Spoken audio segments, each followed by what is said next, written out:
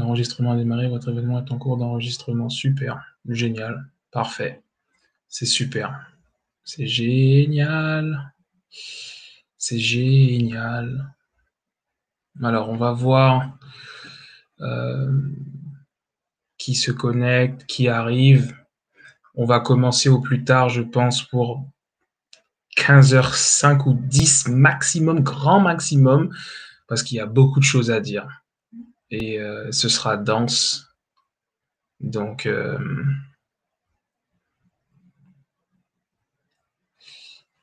ok. Voilà, comme ça, on lance ça un peu avant. Ça a commencé. Et je pense commencer à 15h05, 15h10 max en vrai.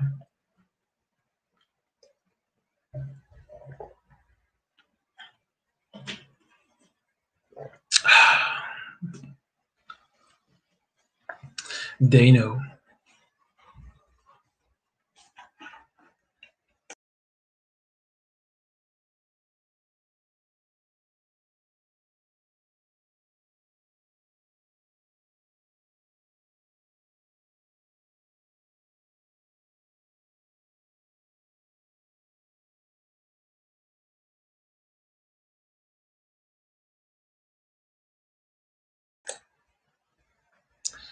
Salut Félix-Henri, salut, bonjour à toi.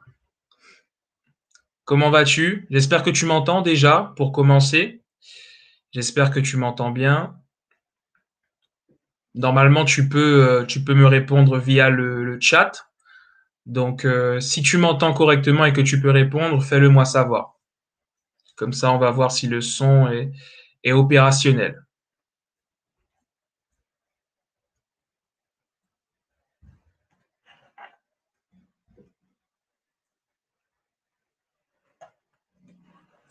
Alors, j'espère que tu m'entends. J'espère que tu m'entends, Félix-Henri. Euh,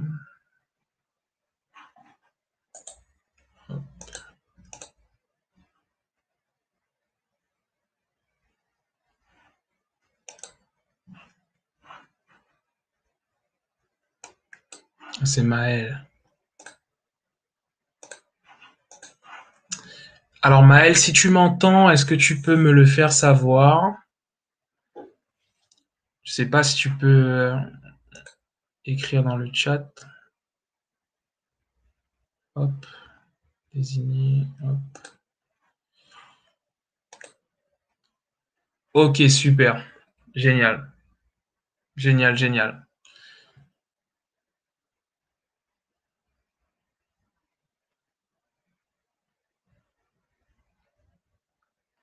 Ok, si tu m'entends bien, c'est parfait. C'est super. Est-ce que tu me vois bien? Je pense que oui. Donc,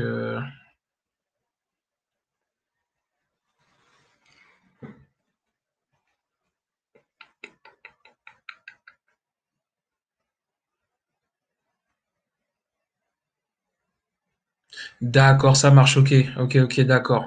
Super. Ok, bon, ben, génial. Ça me rassure. Tout est nickel, donc c'est parfait. Ok, d'accord. Super, super.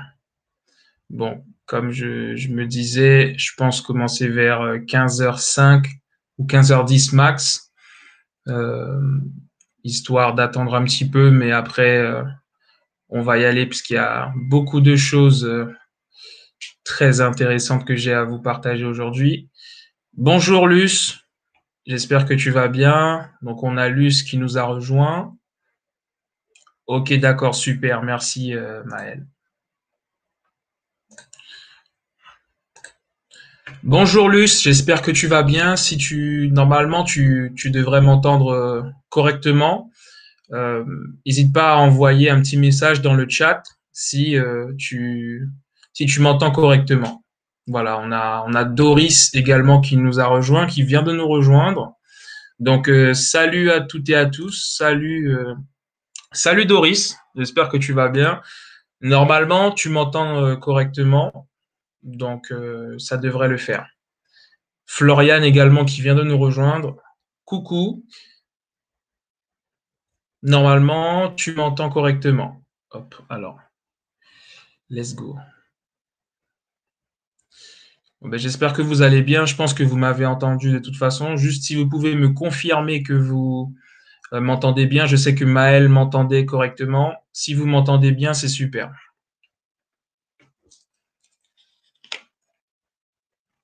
Ok, génial, super. Génial, parfait. Donc il y a Noémie qui nous a rejoint aussi. Donc salut Noémie, j'espère que tu vas bien. Ok, donc on va attendre 5 minutes, 5 à 10 minutes maximum avant de commencer, puisqu'il y a beaucoup de choses que j'ai à vous partager, il y a beaucoup de choses intéressantes. Donc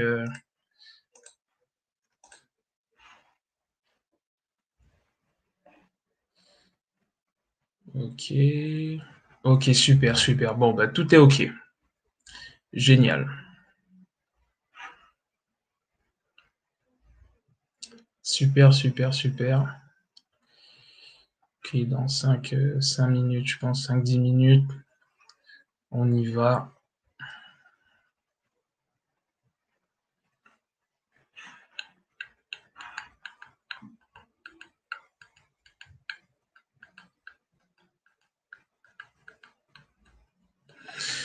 Bon, bah sinon, j'espère que vous passez un bon week-end, que vous allez bien, que vous êtes en forme. Et puis, d'ailleurs, je vous remercie déjà d'être là. C'est super cool. On va passer un bon moment ensemble. J'ai beaucoup de choses à vous partager. Ben, déjà, j'espère que vous allez bien. Et voilà, hein. Toujours dans le même contexte du Covid, etc. Voilà. Déjà, si vous êtes là, c'est qu'a priori, vous êtes en santé. Et au moins, on est là, on est vivant, on partage un moment ensemble. Donc ça, j'ai envie de dire, c'est déjà du bon, c'est déjà du positif. Donc on va partir sur ça. Hum, hum, hum.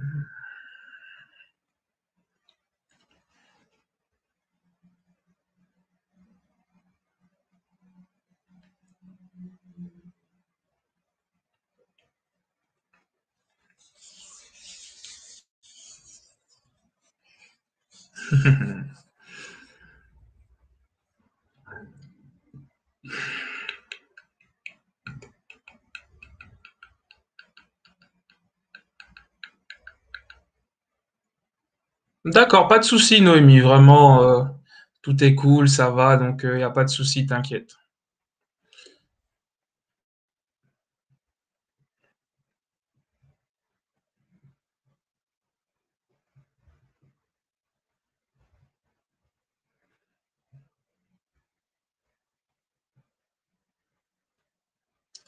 Ok, il est 15h03 chez moi. Ouais, je pense qu'on va, ouais, on va commencer dans 2 ou 3 minutes, je pense. On va pas trop attendre non plus.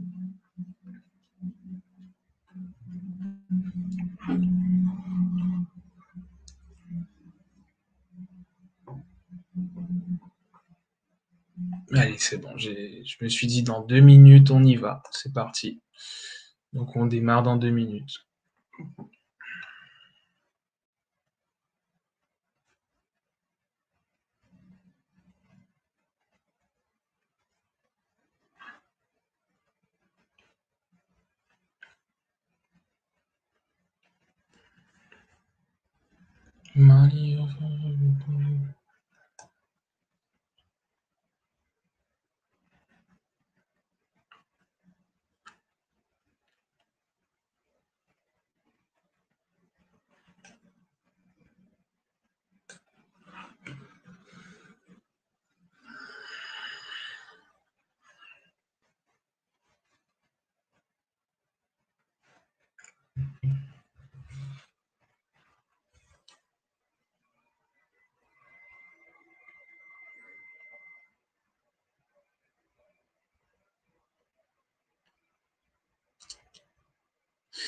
Ok, il est 15h05. On va démarrer la webconférence sur le thème que je vous propose aujourd'hui, donc le thème de la motivation. Et on va parler de motivation, d'intelligence. D'ailleurs, le terme intelligence, j'aurais pu le mettre au pluriel parce qu'on va parler d'intelligence multiple. On va parler également des basiques, des fondamentaux de la motivation et également des neurosciences. Donc tout d'abord, je vous remercie d'être là. Pour moi, c'est important et on marque l'histoire. C'est-à-dire que ce moment-là, c'est notre moment et c'est un moment qui restera gravé dans l'histoire, tout simplement. Donc j'aime toujours le mentionner parce que c'est super important. Et du coup, l'objectif de cette webconférence, c'est qu'on puisse avoir des éléments pour répondre à certaines questions comme bah, déjà qu'est-ce que la motivation concrètement bah, parce que bon, c'est bien de dire que on peut être motivé, que je suis motivé, etc. Mais concrètement, qu'est-ce qui se cache derrière ce terme? Et il y a différentes notions qui se cachent derrière ce thème-là. Donc, c'est comprendre qu'est-ce que la motivation, comment faire pour être motivé, pourquoi on n'est pas motivé surtout. Ça, c'est une question intéressante. Et puis, comprendre pourquoi notre motivation diminue à certains moments et comprendre comment on fonctionne en termes de motivation. Donc, dans une première partie, on va parler de la motivation et de l'intelligence, mais on va parler en réalité des intelligences et vous allez comprendre pourquoi. Donc, si vous avez des questions ou vous avez juste envie d'écrire des choses, n'hésitez pas à écrire dans le chat, sentez-vous vraiment à l'aise. Et du coup, voilà, c'est parti. Donc, d'abord, je pense que c'est important qu'on définisse la motivation et ce que c'est. Ce qu'il faut comprendre, en fait, c'est que la motivation, c'est un processus qui permet de fournir des efforts importants pour réaliser une activité précise. Par exemple, si j'ai envie de faire du sport, j'ai envie de réviser ou je dois réviser, je vais devoir me motiver pour pouvoir fournir des efforts, c'est-à-dire de l'énergie, pour pouvoir justement réaliser l'activité que je veux réaliser. Donc, pour réaliser une activité, il va falloir être motivé. On peut faire les choses sans être motivé, mais parfois on voit ce que ça donne, on n'est pas forcément motivé, on n'a pas envie de faire les choses, on peut les faire en deux cœurs, mais vaut mieux être motivé et surtout donner du sens à ce que l'on fait. Donc déjà, quand je vous parle de processus, de quoi est-ce qu'on parle exactement? C'est quoi le processus de la motivation? Il faut savoir que le processus commence d'abord par le pourquoi. Je ne sais pas si vous avez regardé déjà ce que je fais, mon contenu, etc. Mais j'ai souvent parlé du pourquoi parce que le pourquoi, il est important. Le pourquoi, c'est le sens que vous donnez à ce que vous faites. Si vous faites des choses qui n'ont pas de sens pour vous, vous aurez très peu de motivation et vous aurez très peu d'envie de le faire. Donc, dans le processus de motivation, d'abord, vous allez retrouver le pourquoi, c'est-à-dire la raison pour laquelle vous faites quelque chose. Ensuite, vous aurez le désir, donc l'envie, la volonté de faire cette chose-là. Puis, vous aurez l'énergie qui va vous permettre de passer à l'action. D'accord? Donc, vous avez le pourquoi, vous avez le désir, autrement dit la volonté, vous avez l'énergie et vous avez l'action.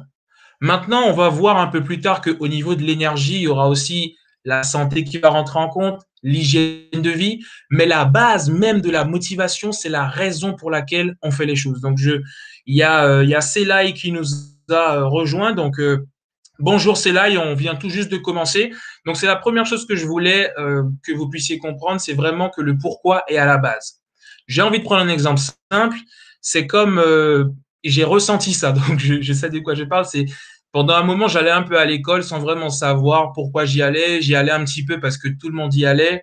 Et du coup, ça avait pas trop de sens pour moi. Donc, j'étais pas forcément motivé. J'avais pas forcément envie de fournir plus d'efforts que ça.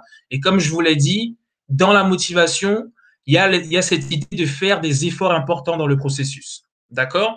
Donc, si on n'est pas motivé, si on n'a pas donné du sens à ce que l'on fait, on n'aura pas forcément envie de se donner à 200%, comme pour une chose à laquelle on donne énormément de sens. Donc, il y a 4 tactiques pour gérer sa motivation. Il va y avoir la communication interne, la confiance en soi, la responsabilité et l'environnement positif. La communication interne, c'est tout simplement notre capacité à communiquer avec nous-mêmes, notre capacité à savoir ce qui est bon pour nous, la capacité à savoir qui on est vraiment et ce que l'on veut vraiment dans notre vie. Donc, c'est ce que j'entends par communication interne. La confiance en soi, tout simplement parce que plus on aura confiance en nous, plus on aura envie de faire des choses. Et le secret, en fait, c'est que souvent, pour avoir confiance en soi, il faut réaliser des actions.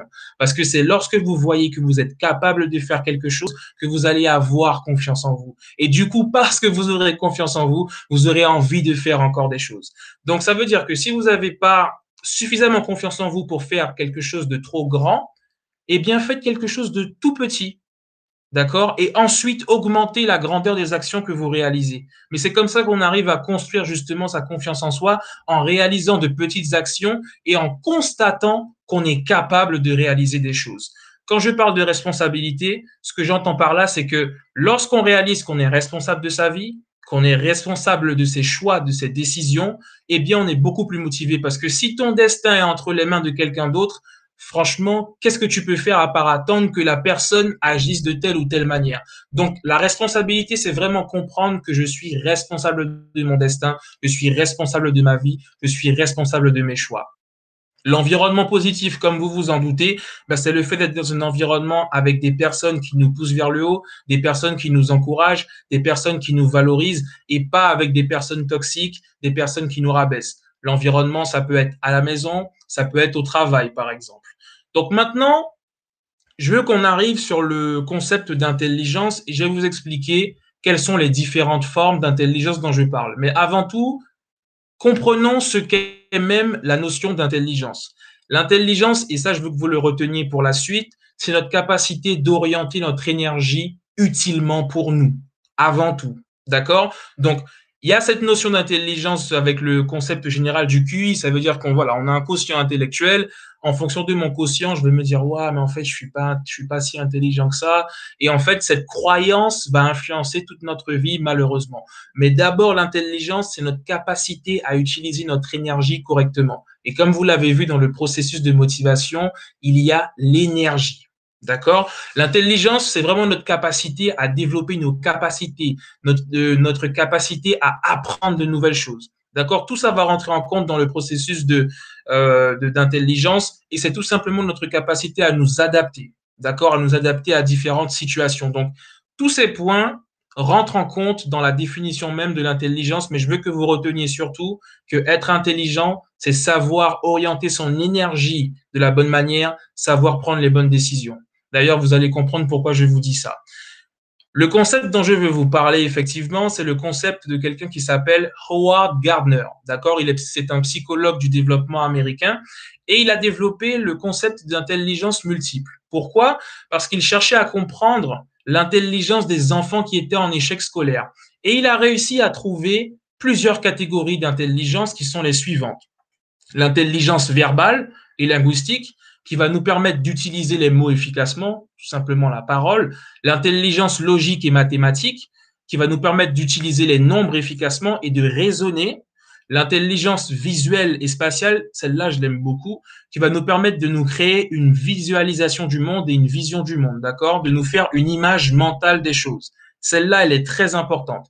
L'intelligence interpersonnelle, ben, tout simplement notre capacité à comprendre les sentiments des autres, à développer de l'empathie pour les autres, et l'intelligence intrapersonnelle, tout simplement notre capacité à nous comprendre nous-mêmes. Il y a aussi l'intelligence, et celle-là, elle est super intéressante, c'est l'intelligence corporelle. Ça veut dire que c'est la capacité d'apprendre par la pratique, en fait, la capacité à manipuler les objets et d'utiliser son corps pour exprimer ses émotions. Je ne sais pas pour vous, mais en ce qui me concerne, j'ai constaté que la danse m'aidait énormément à exprimer mes émotions et que j'arrivais pas forcément à le faire différemment. Et je sais qu'il y a des personnes qui vont avoir une intelligence logique, mathématique très développée, mais qui vont avoir une intelligence interpersonnelle moins développée. Par exemple, cette capacité à comprendre l'autre, cette capacité à se mettre à la place de l'autre. Et peut-être que vous pensez à des personnes ou peut-être même que vous pensez à vous. Mais ce que je veux dire, c'est que lorsqu'on voit les différentes catégories d'intelligence, on commence à voir qu'il y a peut-être des points forts et des points faibles qu'on va avoir. D'accord? Donc, le fait de connaître ces différentes formes d'intelligence va vraiment nous permettre de mieux nous connaître, d'utiliser nos points forts et du coup de faire des meilleurs choix. Et c'est pour ça que je trouve ça tout à fait brillant. Maintenant, ce que vous devez comprendre, les amis, c'est que si on n'est pas dans une forme d'intelligence, on est dans une forme d'impuissance.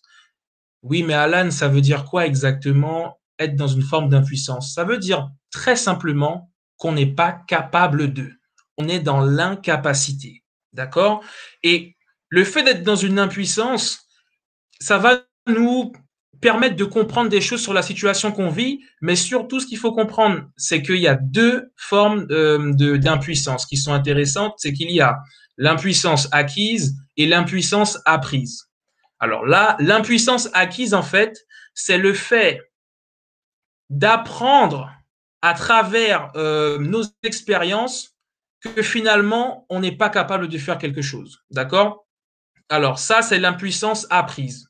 L'impuissance acquise, c'est le fait de croire qu'on a échoué parce que l'une de nos caractéristiques nous a fait échouer. Là, vous allez dire, mais qu'est-ce qu'Alan raconte? Mais qu'est-ce qu'il veut dire? Pour être simple, pour vous donner un exemple, lorsque tu dis, par exemple, ah oui, mais tu sais, j'ai pas réussi parce que je suis bête en fait, je suis pas intelligent, ou bien je suis naïf, ça fait partie de ma personnalité et c'est pour ça que je n'arrive pas à réussir. Et bien là, comme c'est quelque chose qui fait partie de toi, tu considères que tu ne peux pas changer cette chose-là. Et ça, c'est un point très important parce qu'il y a beaucoup de personnes qui pensent que peut-être qu'elles sont bêtes, peut-être qu'elles elles sont naïves. Et je reviens sur les différentes formes d'intelligence. Quand vous savez quels sont vos points forts, vous savez quelle forme d'intelligence vous pouvez développer, et vous savez que on ne peut pas limiter l'intelligence au niveau du QI, eh bien vous vous rendez compte que toutes les personnes sont intelligentes, mais à leur manière. Et c'est pour ça que je trouve ça tout à fait remarquable. Donc, l'impuissance acquise, c'est le fait de penser qu'on ne réussit pas dans sa vie à cause de nos caractéristiques, à cause de notre personnalité. D'accord? L'impuissance apprise, c'est le fait d'avoir des échecs et de voir en fait nos échecs s'accumuler et d'apprendre à travers nos expériences qu'on n'en est pas capable. Exemple, je passe mon code ou mon permis. J'ai envie d'avoir le code ou le permis. J'ai passé mon code une fois, deux fois, trois fois. Eh bien, à force de le rater, je finis par croire et à développer la croyance qu'en fait, je ne vais jamais y arriver. Donc, on peut être soit dans une impuissance apprise, soit dans une impuissance acquise, soit dans les deux. Mais en tout cas, les deux sont très liés. Donc, encore une fois, l'idée, c'est que vous puissiez réfléchir à la fois peut-être par rapport à des gens que vous connaissez ou peut-être par rapport à vous-même pour vous demander, ben, est-ce que je ne suis pas dans une impuissance apprise ou bien est-ce que je ne suis pas dans une impuissance acquise? Les concepts peuvent paraître un petit peu complexes, mais encore une fois, pour les résumer, lorsque l'impuissance est acquise, c'est parce qu'on pense que c'est quelque chose qui fait partie de notre personnalité et qu'on échoue, par exemple, parce qu'on est nul. Et lorsque c'est une impuissance apprise, on pense qu'on échoue parce qu'on a tellement échoué, on a fini par en faire une croyance, en fait. Alors qu'en fait, il aurait peut-être simplement fallu changer de méthode. Peut-être que tu as échoué tout simplement parce que tu travailles pas de la bonne manière, parce que tu révises pas de la bonne manière. Peut-être parce que là où tu révises, ben, c'est compliqué chez toi, il y a beaucoup de bruit, donc tu n'es pas dans des conditions optimales. Et c'est pour ça que c'est dangereux de se créer une croyance selon laquelle on échoue et on ne peut pas y arriver. Maintenant, ce qui est intéressant, c'est que l'impuissance, c'est aussi l'intégration de nos limites. Ça, c'est réel. Ça veut dire que si je vois que je ne peux pas le faire, je vais me dire, OK, là, j'ai rencontré une limite dans ma vie. Là, ce qui est intéressant avec les limites, c'est qu'une fois qu'on a compris qu'il y avait une limite et qu'on l'a acceptée, j'appuie beaucoup sur ce terme, une fois qu'on a accepté la limite, on va dire, bon, ben maintenant, comment je fais pour la dépasser? D'où l'intérêt d'accepter cette limite. Lorsqu'on accepte la limite, il y a deux choses à comprendre. Lorsqu'on accepte la limite, on est dans l'impossibilité sur le moment. Mais on peut ensuite trouver une solution et réussir à dépasser cette limite. D'accord? Lorsqu'on est dans une, lorsqu'on n'accepte pas, voilà, lorsqu'on n'accepte pas la limite, on fait comme si elle n'existe pas et on est dans le déni. Finalement, on finit jamais par la dépasser et elle finit toujours par nous rattraper. Je vais vous donner un exemple, vous allez comprendre ce que je veux dire. Par exemple, peut-être que dans votre vie, vous avez un manque d'argent. Vous savez que vous ne pouvez pas faire certaines folies, entre guillemets, ou certains achats, que vous avez des limites financières. On en est conscient. Une personne qui va être dans le déni et qui va dire, écoute, moi, effectivement, j'ai pas vraiment d'argent, mais la personne va acheter alors qu'elle sait qu'elle peut pas payer son loyer si elle achète ça, si elle achète cette voiture, si elle achète peut-être ses vêtements, bon, je vais pas citer de marque, mais des vêtements qui coûtent cher, etc., des vêtements de marque, elle va être dans le déni. Et du coup, qu'est-ce qui va se passer? Pourquoi la situation va la rattraper? Les huissiers vont arriver. Elle va peut-être avoir des problèmes dans sa vie, encore plus de problèmes financiers. Elle va peut-être aller demander de l'argent aux autres sans pouvoir le rembourser. Et au final, parce qu'elle n'a pas accepté son impossibilité, elle est rattrapée par la réalité. Si par exemple, on n'a pas beaucoup d'argent et je me dis, OK, là, Alan, ta situation financière, elle est un petit peu compliquée. Qu'est-ce que tu pourrais faire pour la dépasser maintenant? Il faudrait peut-être que tu essaies de te former pour apprendre à investir, que tu comprennes comment les personnes qui ont plus d'argent ont fait pour que tu dépasses ta situation. Mais si je commence à faire comme si j'ai de l'argent à acheter et à être dans le déni, au final, je me retrouve dans plus de problèmes qu'autre chose. Et c'est pour ça que les amis, même si vous vous retrouvez à un moment dans une forme d'impuissance, vous voyez que vous n'arrivez pas à faire quelque chose, acceptez l'impuissance et réfléchissez à comment la dépasser. Mais ne soyons pas dans le déni. Et c'est pour ça que j'aime bien l'exemple de l'argent. Je ne sais pas si ça vous parle, mais quand on est dans le déni, en réalité, on se crée plus de problèmes qu'autre chose. Maintenant, je vais vous parler des différentes intelligences qui sont liées à la motivation. Il va y avoir l'intelligence existentielle. L'intelligence existentielle, c'est notre capacité à nous questionner, à donner du sens à notre vie, à comprendre l'origine même de la vie et notre destinée. Par exemple, pourquoi cette intelligence elle est importante? Parce que je vous ai dit au départ, si vous avez bien suivi, que le point de départ de la motivation, c'est le pourquoi. D'accord? C'est la raison pour laquelle on fait quelque chose. Mais pour aller plus loin, c'est même la raison pour laquelle on vit. Et notre façon de connaître le monde qui nous entoure, c'est il y a la science, il y a notre imagination aussi qui nous aide, et il y a aussi la vision qu'on va avoir de la vie. D'accord? Des questions qui peuvent nous aider justement à développer cette intelligence-là, c'est par exemple quel est mon but, quelle est ma mission sur Terre, qu'est-ce que je suis venu faire sur Terre, quel est le sens de ma vie. Franchement, quand on prend le temps de chercher à répondre 2 minutes à la question quel est le sens de ma vie et quel est mon but sur Terre, franchement, quand vous aurez un moment, prenez le temps et essayez de répondre à cette question-là. Peut-être que vous avez déjà la réponse. Dans ce cas-là, bingo et bravo à vous. Parce que je trouve que c'est pas une question facile et surtout on a tendance à pas penser à ça parce qu'on est tellement occupé dans la vie du quotidien qu'on ne pense pas réellement à notre vrai but sur Terre. Quelle est notre mission sur Terre? D'accord? Et je vous pose la question, quelle est votre mission sur Terre? Maintenant, il y a l'intelligence situationnelle. Ça va être quoi? Ça va être tout simplement notre capacité à nous adapter à la situation. Donc, il y a Florian qui dit, oui, c'est pas facile de trouver son but. Vraiment, c'est pas évident, les amis. Et ça fait peur parfois parce que lorsqu'on se dit, oui, mais en fait, quel est le sens? L'autre jour, je me suis posé la question et je me suis dit, waouh, Alan, mais est-ce que tu fais vraiment ce que tu dois faire? Et ça fait peur, les amis. Moi, je ne vais pas vous mentir, ça fait un peu peur, mais il faut creuser par là parce que c'est important. Donc, je vous disais donc l'intelligence situationnelle, la deuxième intelligence. Donc, ça va être notre capacité à nous adapter à une situation, d'accord? Donc, être attentif aux événements qu'il y a autour de nous, analyser et bien comprendre la situation, comprendre la source de la situation, la source du problème, qu'est-ce qui s'est passé, et faire face à la réalité. Donc, des questions que vous pouvez vous poser pour stimuler cette intelligence-là, c'est qu'est-ce que je peux faire de mieux dans cette situation-là, par exemple? Est-ce que cette situation est un problème pour moi? Si oui, pourquoi cette situation est un problème? Qu'est-ce que la situation exige de moi, en fait? Et tout ça vous permet de développer une analyse de la situation et donc cette forme d'intelligence situationnelle. Maintenant, l'intelligence relationnelle. Et j'aime beaucoup, j'ai un exemple là pour vous. Vraiment, celle-là, j'aime beaucoup parce qu'elle est super intéressante. Ce qu'il faut savoir, c'est qu'une relation est toujours basée sur un intérêt. D'accord? Il y a une différence entre relation et communication. Établir une relation avec une personne ne signifie pas nécessairement établir une communication, surtout pas une communication saine avec la personne.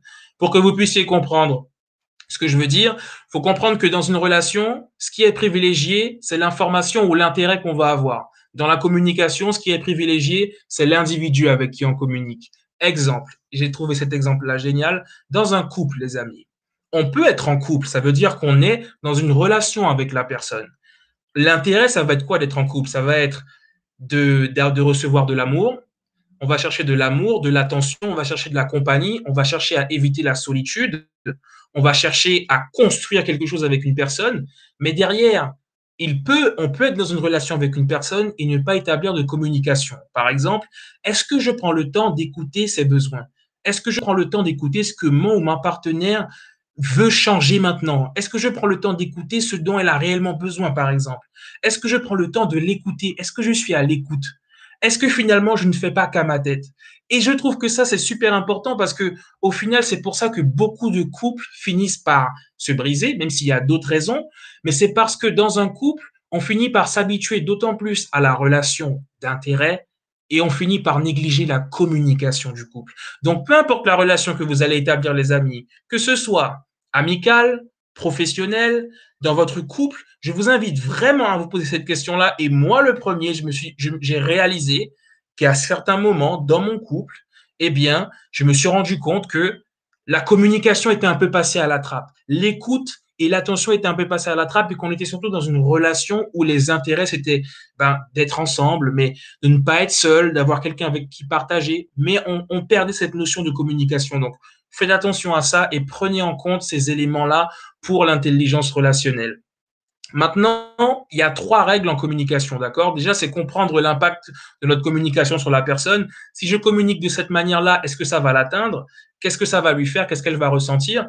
Être capable d'adapter notre comportement en fonction de l'autre. Est-ce qu'il faut que j'agisse différemment? Parce que là, bon, moi, je vois que ça a un impact négatif sur lui ou sur elle. Est-ce qu'il faudrait pas que je change d'attitude? Et respecter la vision du monde de l'autre. Ça, c'est super important parce que au final, il y a des choses qui sont des faits, mais il y a beaucoup de choses en fait qui sont tout simplement des visions du monde. La personne qui est en face de toi n'a pas tant tort que toi en fait. C'est juste que vous voyez les choses d'une manière différente et il faut être capable de respecter ça. Et je trouve que ces principes-là s'appliquent énormément dans une relation amoureuse. Donc vraiment, pensez à ça. Si vous devez retenir des points clés, voilà, je trouve que ça, ce sont vraiment les points intéressants. L'intelligence relationnelle et notre capacité à établir une relation, mais aussi à établir une communication avec les gens. Parce qu'il y a une phrase qui est intéressante qui dit on va souvent devoir être en relation avec les gens, qu'on le veuille ou non, dans le contexte professionnel, même dehors, quoi, parce on est des êtres sociaux. Donc, faisons en sorte d'établir une bonne communication avec les gens. OK? Dans la mesure du possible. Mais encore une fois, il faut que la personne en face soit consciente aussi de ça. Et c'est pour ça que c'est intéressant de comprendre ces différents concepts d'intelligence. Maintenant, pour élever son niveau de conscience dans la relation, il faut comprendre qu'un conflit, c'est tout à fait naturel et ça arrive. D'accord? C'est pas grave, ça arrive. Mais un conflit qui est bien géré permet vraiment d'améliorer une relation. J'ai eu des relations, pas des relations amoureuses, mais vraiment des relations amicales, des relations professionnelles qui se sont cassées parce que la communication n'était pas bonne. Et quand je me suis rendu compte de ça, j'ai dit waouh, ok Alan, et c'est pas qu'une question de relation avec les gens. Il faut que tu établisses une communication efficace pour être sûr que tes relations vont durer dans le temps. D'accord, les amis? Donc, prenez ça vraiment en compte. Donc, pour gérer le conflit, la communication, l'écoute, l'entente mutuelle, d'accord? Faut qu'on soit d'accord.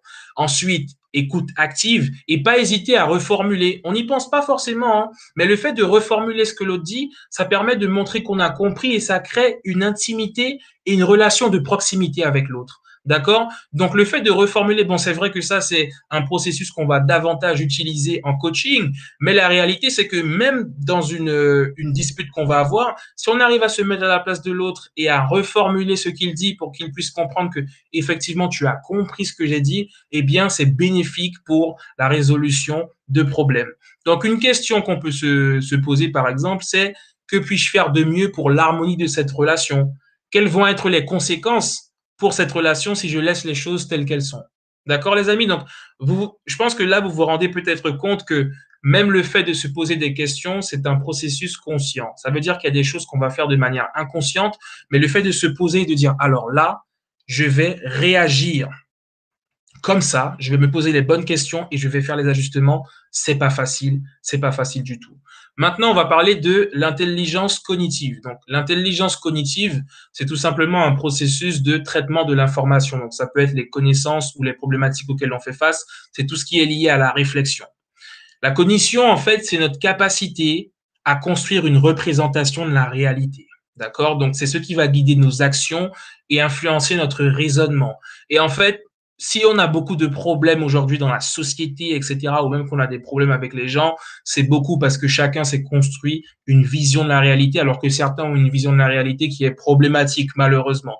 Et ça, il faut essayer de le changer, mais il faut encore une fois être conscient justement de cette forme d'intelligence pour pouvoir y réfléchir et pouvoir changer les choses. Des questions qu'on peut se poser par rapport à la vision qu'on a du monde, c'est comment est-ce que je me représente le monde, voire la situation que je vis? Est-ce que cette représentation m'appartient? J'appuie sur cette question, les amis, parce que ce qu'il faut savoir, c'est que parfois, la représentation qu'on va avoir d'une chose, de quelqu'un, vous savez, en fait, si vous voulez, ça, c'est lié aux préjugés. Pourquoi on a des préjugés sur les gens? Parce qu'on a des représentations des choses dans nos têtes. Pour toi, telle personne, telle origine, telle couleur est associée à quelque chose. C'est aussi simple que ça. Donc, est-ce que cette représentation, tu l'as construite parce que tu as eu une mauvaise expérience avec la personne, ou bien est-ce que tu as cette représentation de la personne parce que tu as vu à la télé des informations qui t'ont un peu fait croire des choses? Parce que oui, il y a, sans rentrer dans des débats qui seraient peut-être un peu hors sujet, mais c'est pour dire qu'il faut savoir que tout le monde qui nous entoure, les amis, nous envoie énormément d'informations. Ensuite, c'est le cerveau qui traite. Donc, il faut faire attention aux informations que l'on prend parce que parfois, ces informations ne sont pas réalistes. Elles ne sont pas synonymes de la réalité. J'appuie dessus parce que c'est super important. Et on peut se poser aussi comme question, ben, en quoi est-ce que cette représentation est bien, elle est mal, elle est juste? C'est pas des questions qu'on se pose de manière automatique. L'inconscient prend le dessus quand il s'agit d'avoir des représentations. C'est inscrit dans nos têtes, on pense, nos préjugés arrivent comme ça et c'est tout. Ça va très vite. Mais faire ce travail sur nous-mêmes va nous permettre d'avoir moins de jugement sur les autres et de comprendre comment notre vision du monde est créée. Maintenant, parlons un peu de l'intelligence émotionnelle. L'intelligence émotionnelle, en fait, c'est notre capacité à contrôler, distinguer et utiliser nos émotions, d'accord? Parce que les émotions, elles guident la pensée et l'action. Et je pensais à quelque chose quand j'étais en train de travailler sur ça. Je me disais que c'est comme quand je me rappelle à l'époque avec ma mère, quand on se disputait et que ça allait pas, j'avais des pensées vraiment pas bien qui me traversaient l'esprit. J'allais jusqu'au fond de la cour pour dire des bêtises, ou bien parfois même quand on se dispute avec une personne, peut-être que vous pouvez justement me partager, me confirmer ça. On va dire quelque chose et après on va dire ah mince, tu sais c'est pas ce que je voulais dire, je voulais pas dire ça. Le problème c'est que c'est à ça que tu pensais à ce moment-là. Et comme les émotions influencent nos pensées et forcément la façon dont on va parler, si tu as senti que tu étais énervé, ça a influencé tes pensées et ça a influencé ce que tu as dit.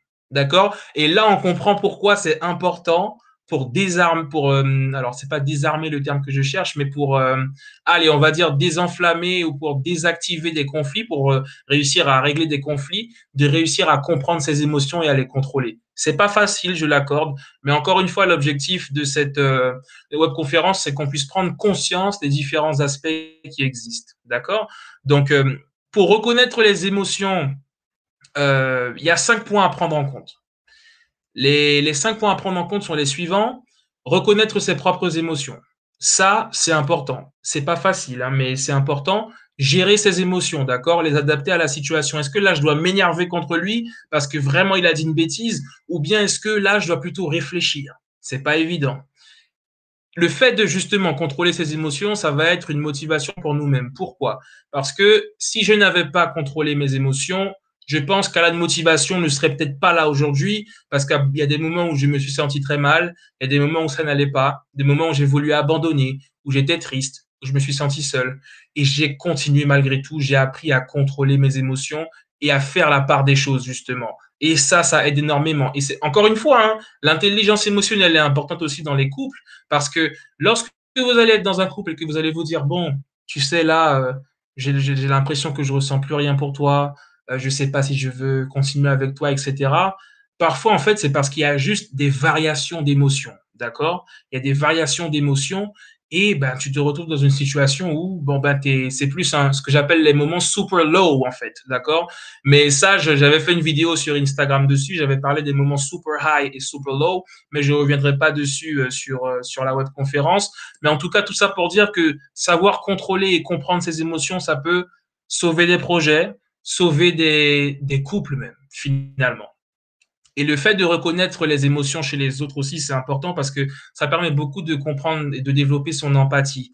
Je me suis rendu compte que j'avais eu des conflits avec des personnes et en essayant de comprendre ces personnes et en me mettant à leur place, en comprenant leurs émotions et pourquoi ces émotions s'étaient déclenchées, je me suis rendu compte qu'elles avaient fait ça pour se protéger. Mais ça, pareil, je vous expliquerai ça ultérieurement, mais c'est pour dire que le fait de comprendre ces émotions, ça nous aide à comprendre les émotions des autres et à développer de l'empathie et à comprendre pourquoi les gens réagissent comme ça.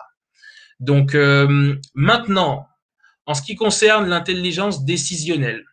L'intelligence décisionnelle, comme ça semble être évident, c'est notre capacité à prendre les bonnes décisions Et ça, c'est pas forcément facile parce que on est souvent dans un environnement qui nous pousse à prendre les décisions qu'on ne devrait pas prendre. Déjà, ce qu'il faut savoir, c'est que l'intelligence décisionnelle est composée de 3 formes d'énergie. La pensée, la parole, l'action. D'abord, la pensée, ça va être l'élaboration et le traitement de l'information qu'on va recevoir. Ensuite, la parole, ça va être la verbalisation de l'objectif. Je pense à ça, ok. La verbalisation, je vais dire que je vais le faire, ok. D'accord, ça marche, je vais m'engager à le faire. Et ensuite, l'action, je vais le faire concrètement et je prends la décision de le faire. Maintenant, l'intelligence décisionnelle, c'est quoi? Ben, c'est les gestes qu'on pose au quotidien, d'accord? Qu'on pose au quotidien tout en prenant des décisions justes et qui nous permettent d'avoir des résultats. C'est pas facile de prendre des décisions justes. Comment est-ce qu'on fait pour filtrer nos décisions? Il y a 4 points qu'on peut prendre en compte pour filtrer nos décisions. Déjà, prendre conscience de la difficulté de prendre une vraie décision. C'est pas forcément facile. Donc ça, il faut en prendre conscience. Ensuite, prendre garde à la pensée d'origine. C'est-à-dire que, à la base, ben, j'avais envie d'aller sur les réseaux sociaux, là. Quand je me suis levé tout de suite, j'avais envie de prendre mon portable. Stop. Parfois, en fait, il faut couper. Je ne sais pas si vous vous rendez compte ou si ça vous arrive, mais est-ce que vous n'avez pas le réflexe? Peut-être non. Hein. En tout cas, si vous ne l'avez pas, c'est super et je vous dis bravo. Mais est-ce que vous n'avez pas ce réflexe de tout le temps vouloir prendre votre portable et de finalement d'aller sur les réseaux sociaux dès votre réveil? Si on ne coupe pas le flux de pensée qui arrive, on finit par se lever et à juste aller sur le portable et être là comme ça, alors qu'on avait dit qu'on devait peut-être se lever et pas le prendre tout de suite, aller faire autre chose. Maintenant, il faut éviter les décisions hâtives. Ça, c'est super important, mais c'est pas facile. Par exemple, je sais que quand je rentre chez moi, ça va être décisif. Soit je vais aller jouer aux jeux vidéo, soit je vais aller faire ma séance d'étirement ou ma séance de sport. J'ai le choix. Alan, qu'est-ce que tu fais? Ok, je vais jouer 2 minutes aux jeux vidéo. C'est pas vrai. C'est pas vrai. J'ai fait le constat. Quand je le fais, une fois que tu es dedans, c'est compliqué de sortir. Donc même là, le fait de prendre la décision de se dire non, tu laisses les jeux vidéo pour après, tu vas faire ta séance d'étirement, tu vas faire ta séance de sport. Vous allez sentir une forme de réticence, d'accord? Ça va pas être agréable parce que c'est pas évident de changer les habitudes. Mais ça, on reviendra dessus tout à l'heure lorsqu'on va parler des fondamentaux de la motivation, des basiques. Et d'ailleurs, on va pas tarder à y arriver. Mais on va parler des habitudes et de comment changer les habitudes. Donc, le 4e point qui est important par rapport à l'intelligence décisionnelle, c'est justement de s'engager vraiment dans une nouvelle prise de décision. D'accord? Ça peut être plus ou moins compliqué pour le faire, mais il faut petit à petit aller vers la bonne direction et petit à petit prendre la bonne décision. En tout cas, le plus important, et c'est ce que je veux que vous reteniez de cette webconférence, l'idée, c'est vraiment que vous puissiez avoir conscience. Ça veut dire que lorsque, par exemple, vous devez rentrer chez vous, vous savez que vous devez faire quelque chose, mais vous savez que vous allez peut-être regarder la télé ou rester devant votre portable. Je veux juste que vous preniez conscience que ça, ce sont des schémas d'habitude qui sont ancrés dans votre cerveau et que ça va être difficile et pas forcément agréable de les changer parce que votre cerveau n'a pas envie que vous changiez les habitudes, justement. Donc, il y aura une forme de résistance qui va se passer et du coup, il faut un certain temps pour changer une habitude et surtout, il faut la remplacer par une autre. Mais bon, ça, on va en parler tout à l'heure. Pour finir, en parlant d'intelligence, je vais vous parler de l'intelligence physiologique, autrement dit corporelle, que j'aime beaucoup. C'est la capacité justement et l'habilité qu'on peut avoir avec les objets et l'expression, la capacité à justement s'exprimer par les mouvements. C'est une intelligence qui va être beaucoup développée par les danseurs, par exemple, les athlètes, les acteurs, les acrobates.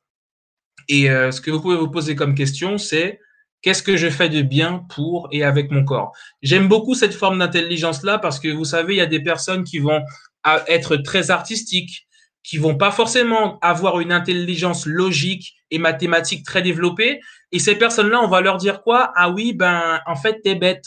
L'école, ben voilà, tu y arrives pas, t'es bête, etc. Alors qu'en fait, c'est juste que ces personnes, elles ont besoin de développer une forme d'intelligence qui ne demande que ça. Sauf qu'en fait, on les empêche de développer cette intelligence-là. Ça me fait penser à une amie. Elle, c'est une danseuse. Elle aime la danse. La danse, c'est sa vie. C'est comme ça qu'elle s'exprime. C'est ce qui fait qu'elle est qui elle est. Et pourtant, ses parents veulent absolument qu'elle fasse certaines études. Les études, c'est bien quand on sait pourquoi on les fait et quand on est persuadé qu'on fait la bonne chose pour soi. Mais lorsqu'on sait qu'on veut aller vers autre chose, eh bien, il faut qu'on puisse avoir le droit d'aller vers ces choses-là. Donc finalement, le fait de vous montrer les différentes formes d'intelligence qu'on retrouve et qui sont liées à la motivation, c'est pour vous montrer qu'il n'y a pas qu'une forme d'intelligence, parce que je sais que souvent on nous dit ou on nous a dit t'es bête, t'es nul. Et ça, on l'a intériorisé. Pourquoi? Parce qu'on n'avait pas de bonnes notes à l'école, peut-être, parce que justement, on voulait faire une autre voie, on voulait pas suivre la voie classique. Et du coup, je veux juste que vous compreniez qu'il y a différentes formes d'intelligence et que ces différentes formes d'intelligence jouent un rôle dans notre propre motivation.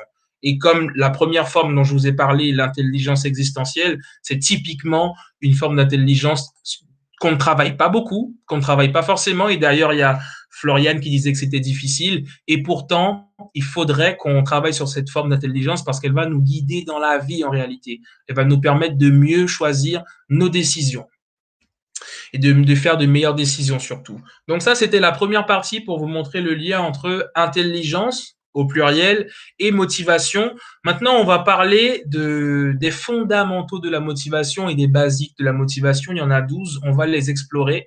D'accord? Je vais juste boire un petit peu d'eau.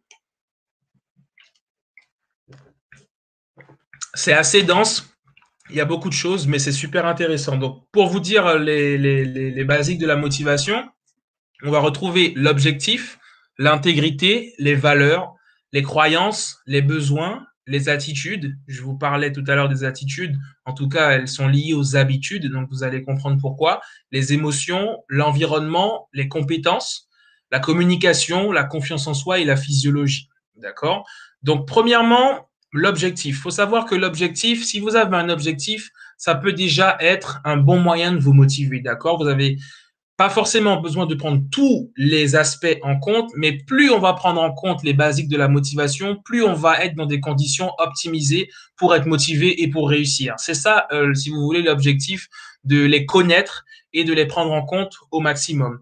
Donc déjà, se fixer un objectif, c'est répondre à ses besoins et à ses valeurs. C'est assez simple, mais si vous voulez, l'objectif, il est lié à notre but, à nos valeurs et à notre vision. Pour vous expliquer rapidement, le but qu'on veut atteindre dans la vie, c'est quelque chose qu'on veut atteindre, mais qui n'est pas forcément proche. C'est un idéal, d'accord? Par exemple, mon but dans la vie, c'est de devenir l'un des plus grands motivational speakers du monde. C'est mon but. Ma vision, c'est lorsque j'arrive à voir exactement là où je suis quand je pense être ce motivational speaker du monde. Qui je vois, avec qui je suis, est-ce que j'arrive à me visualiser là-bas? D'accord? Donc ça, c'est super intéressant et c'est super important. L'objectif, ça va être quoi? Ça va être toutes les actions que je vais mettre en place pour arriver justement à ce vers quoi je veux arriver. Par exemple, c'était un objectif de faire cette webconférence, si vous voulez. Et chaque objectif va vous permettre d'avancer petit à petit vers le but que vous voulez atteindre. Donc, objectif, but. Après, le but et la vision, parce qu'on peut parfois avoir la vision et ensuite pouvoir écrire clairement notre but. Ça dépend, on peut interposer les deux, mais les deux sont très liés. En tout cas, les objectifs, c'est vraiment les objectifs qu'on va mettre en place court, moyen et long terme pour atteindre justement la vision et le but qu'on s'est fixé. Maintenant, comme je le disais tout à l'heure, c'est important qu'on fasse des choses qui ont du sens pour nous. Plus l'objectif a du sens pour nous, plus on a de chances de l'atteindre. Moins ça a de sens pour nous, moins on a de chances de l'atteindre. Et je ne reviendrai pas sur l'exemple du jeune qui sait pas trop pourquoi il va à l'école. Il y a beaucoup de jeunes qui disent, bon, ben, moi, j'y vais parce que c'est pour ma mère, c'est pour mes parents, mais bon, moi, ça n'a pas trop de sens, quoi. Et c'est dommage qu'on donne pas suffisamment de sens parfois à l'école pour les jeunes pour qu'ils comprennent pourquoi ils font ces choses-là. C'est pour ça aussi qu'ils sont pas forcément motivés à les faire. Donc, comme je le disais, la vision, en fait, elle conditionne la réussite, d'accord? Elle nous donne vraiment une direction, c'est un peu comme votre boussole, d'accord? Tu vois où tu veux aller, tu mets des objectifs en place pour y aller, tout simplement. Il y a 3 étapes pour la mise en place d'objectifs. Premièrement, c'est ce qu'on pourrait appeler un bilan. Par exemple, c'est le fait de dresser un historique des objectifs qu'on a atteints ou non. On est bientôt en décembre, là, l'année, elle est finie. L'idée, ce serait de pouvoir se dire, bon, ben, Alan, qu'est-ce que j'ai fait durant l'année? Quels étaient mes objectifs? Qu'est-ce que j'ai atteint? Qu'est-ce que j'ai pas atteint? D'accord? C'est important de le faire. En vrai, on le fait pas forcément, alors que c'est important de voir ce qu'on a pu accomplir et ce qu'on n'a peut-être pas pu accomplir. Deuxièmement, on évalue quels sont les objectifs potentiels qu'on veut accomplir, même s'ils nous semblent un peu inatteignables. Pourquoi je dis ça? Parce que parfois, vous aurez l'impression de vouloir atteindre des objectifs et vous allez vous dire, je suis pas capable, Oui, mais non, en fait, non, je pourrais pas faire ça. Non. D'abord, il faut savoir ce que vous voulez. Ensuite, on verra comment vous y allez. D'accord? Et c'est là où justement, il va peut-être falloir développer des compétences, aller chercher des ressources. Mais quoi qu'il arrive, définissez clairement ce que vous voulez, même si ça vous paraît inatteignable. Ensuite, on va réfléchir à comment on va faire pour l'atteindre. Une fois que vous avez fait ça, il faut analyser les objectifs, d'accord? Quel est l'objectif le plus important? Quel est l'objectif que je vais prioriser? Qu'est-ce que je dois faire aujourd'hui? Qu'est-ce que je dois faire dans un mois? Qu'est-ce que je dois faire dans les 3 prochains mois? L'objectif, il doit être clair et spécifique, d'accord? Plus l'objectif est clair, plus vous aurez de capacité pour l'atteindre et plus vous serez motivé. Par exemple, c'est assez simple, hein, l'exemple que je vais vous donner. J'ai envie de faire du sport. Alan, quand tu rentres, tu vas faire du sport. Ah ouais, franchement.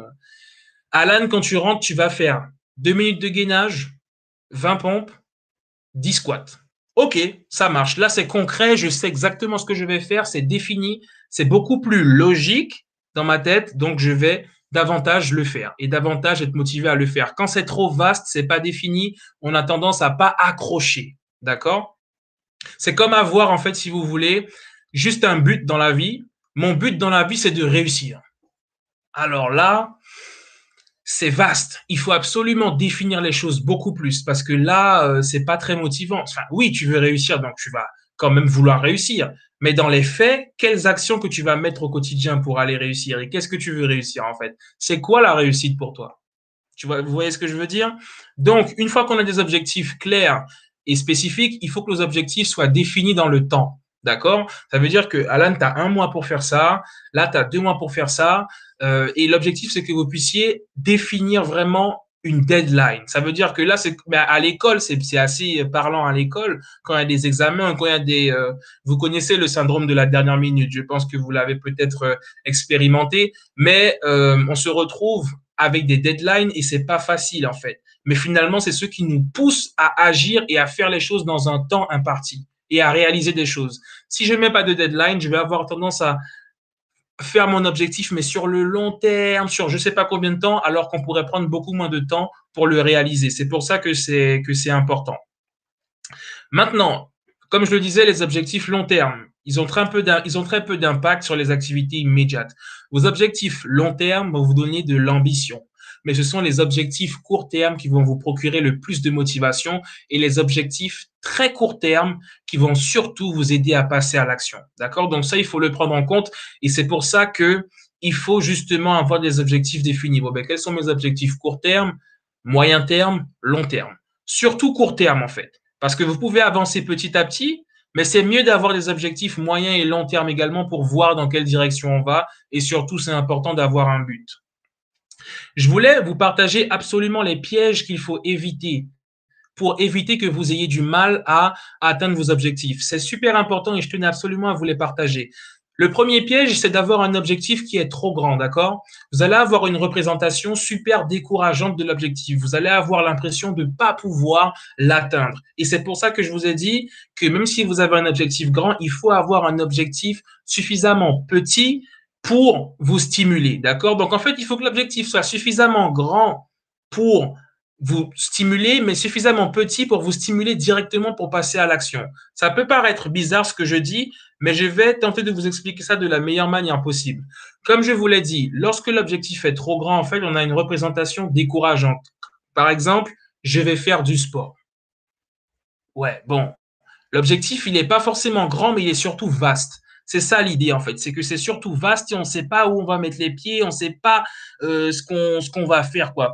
Alors il y a Noémie qui a dit procrastiner. Alors je ne sais plus par rapport à quoi tu as dit ça, mais en tout cas ça rejoignait certainement quelque chose que j'ai dit. Le deuxième piège à éviter, c'est lorsque l'objectif est trop petit en fait. Comme je vous l'ai dit, l'objectif à très court terme va vous pousser à l'action, mais c'est l'objectif à court terme qui va stimuler votre motivation.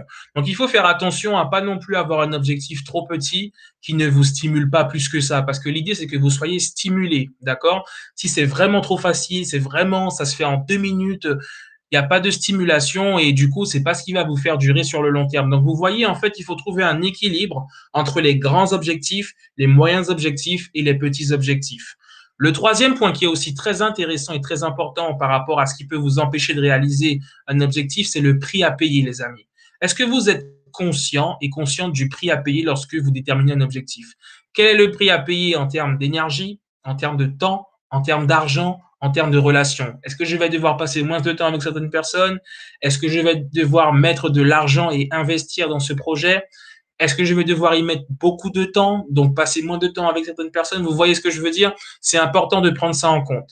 Maintenant, quatrième point à prendre en compte aussi, c'est l'apprentissage. J'ai tel objectif, mais est-ce que je sais faire ça? Je veux faire des vidéos, mais est-ce que je sais faire du montage vidéo? Donc, c'est être conscient de ce qu'il faudra que vous appreniez afin de réaliser l'objectif. D'accord? Qu'est-ce que tu as besoin d'apprendre pour faire ça? Il faut être conscient de ça aussi, donc. Ensuite, il faut identifier notre stratégie ou nos stratégies de sabotage. D'accord? On a tous des stratégies pour échouer. Par exemple, c'est triste à dire parce qu'on se dit, oui, mais Alan, si j'ai une stratégie, c'est pour réussir à faire quelque chose. Oui, ben, on peut avoir des stratégies pour échouer, malheureusement. Et parfois, on ne se rend même pas compte, mais elles sont actives et du coup, elles s'activent alors même qu'on n'aimerait pas qu'elles s'activent. Par exemple, une stratégie de sabotage que j'ai, c'est de rentrer chez moi et par exemple d'aller jouer aux jeux vidéo au lieu d'aller faire mon sport. C'est une stratégie de sabotage.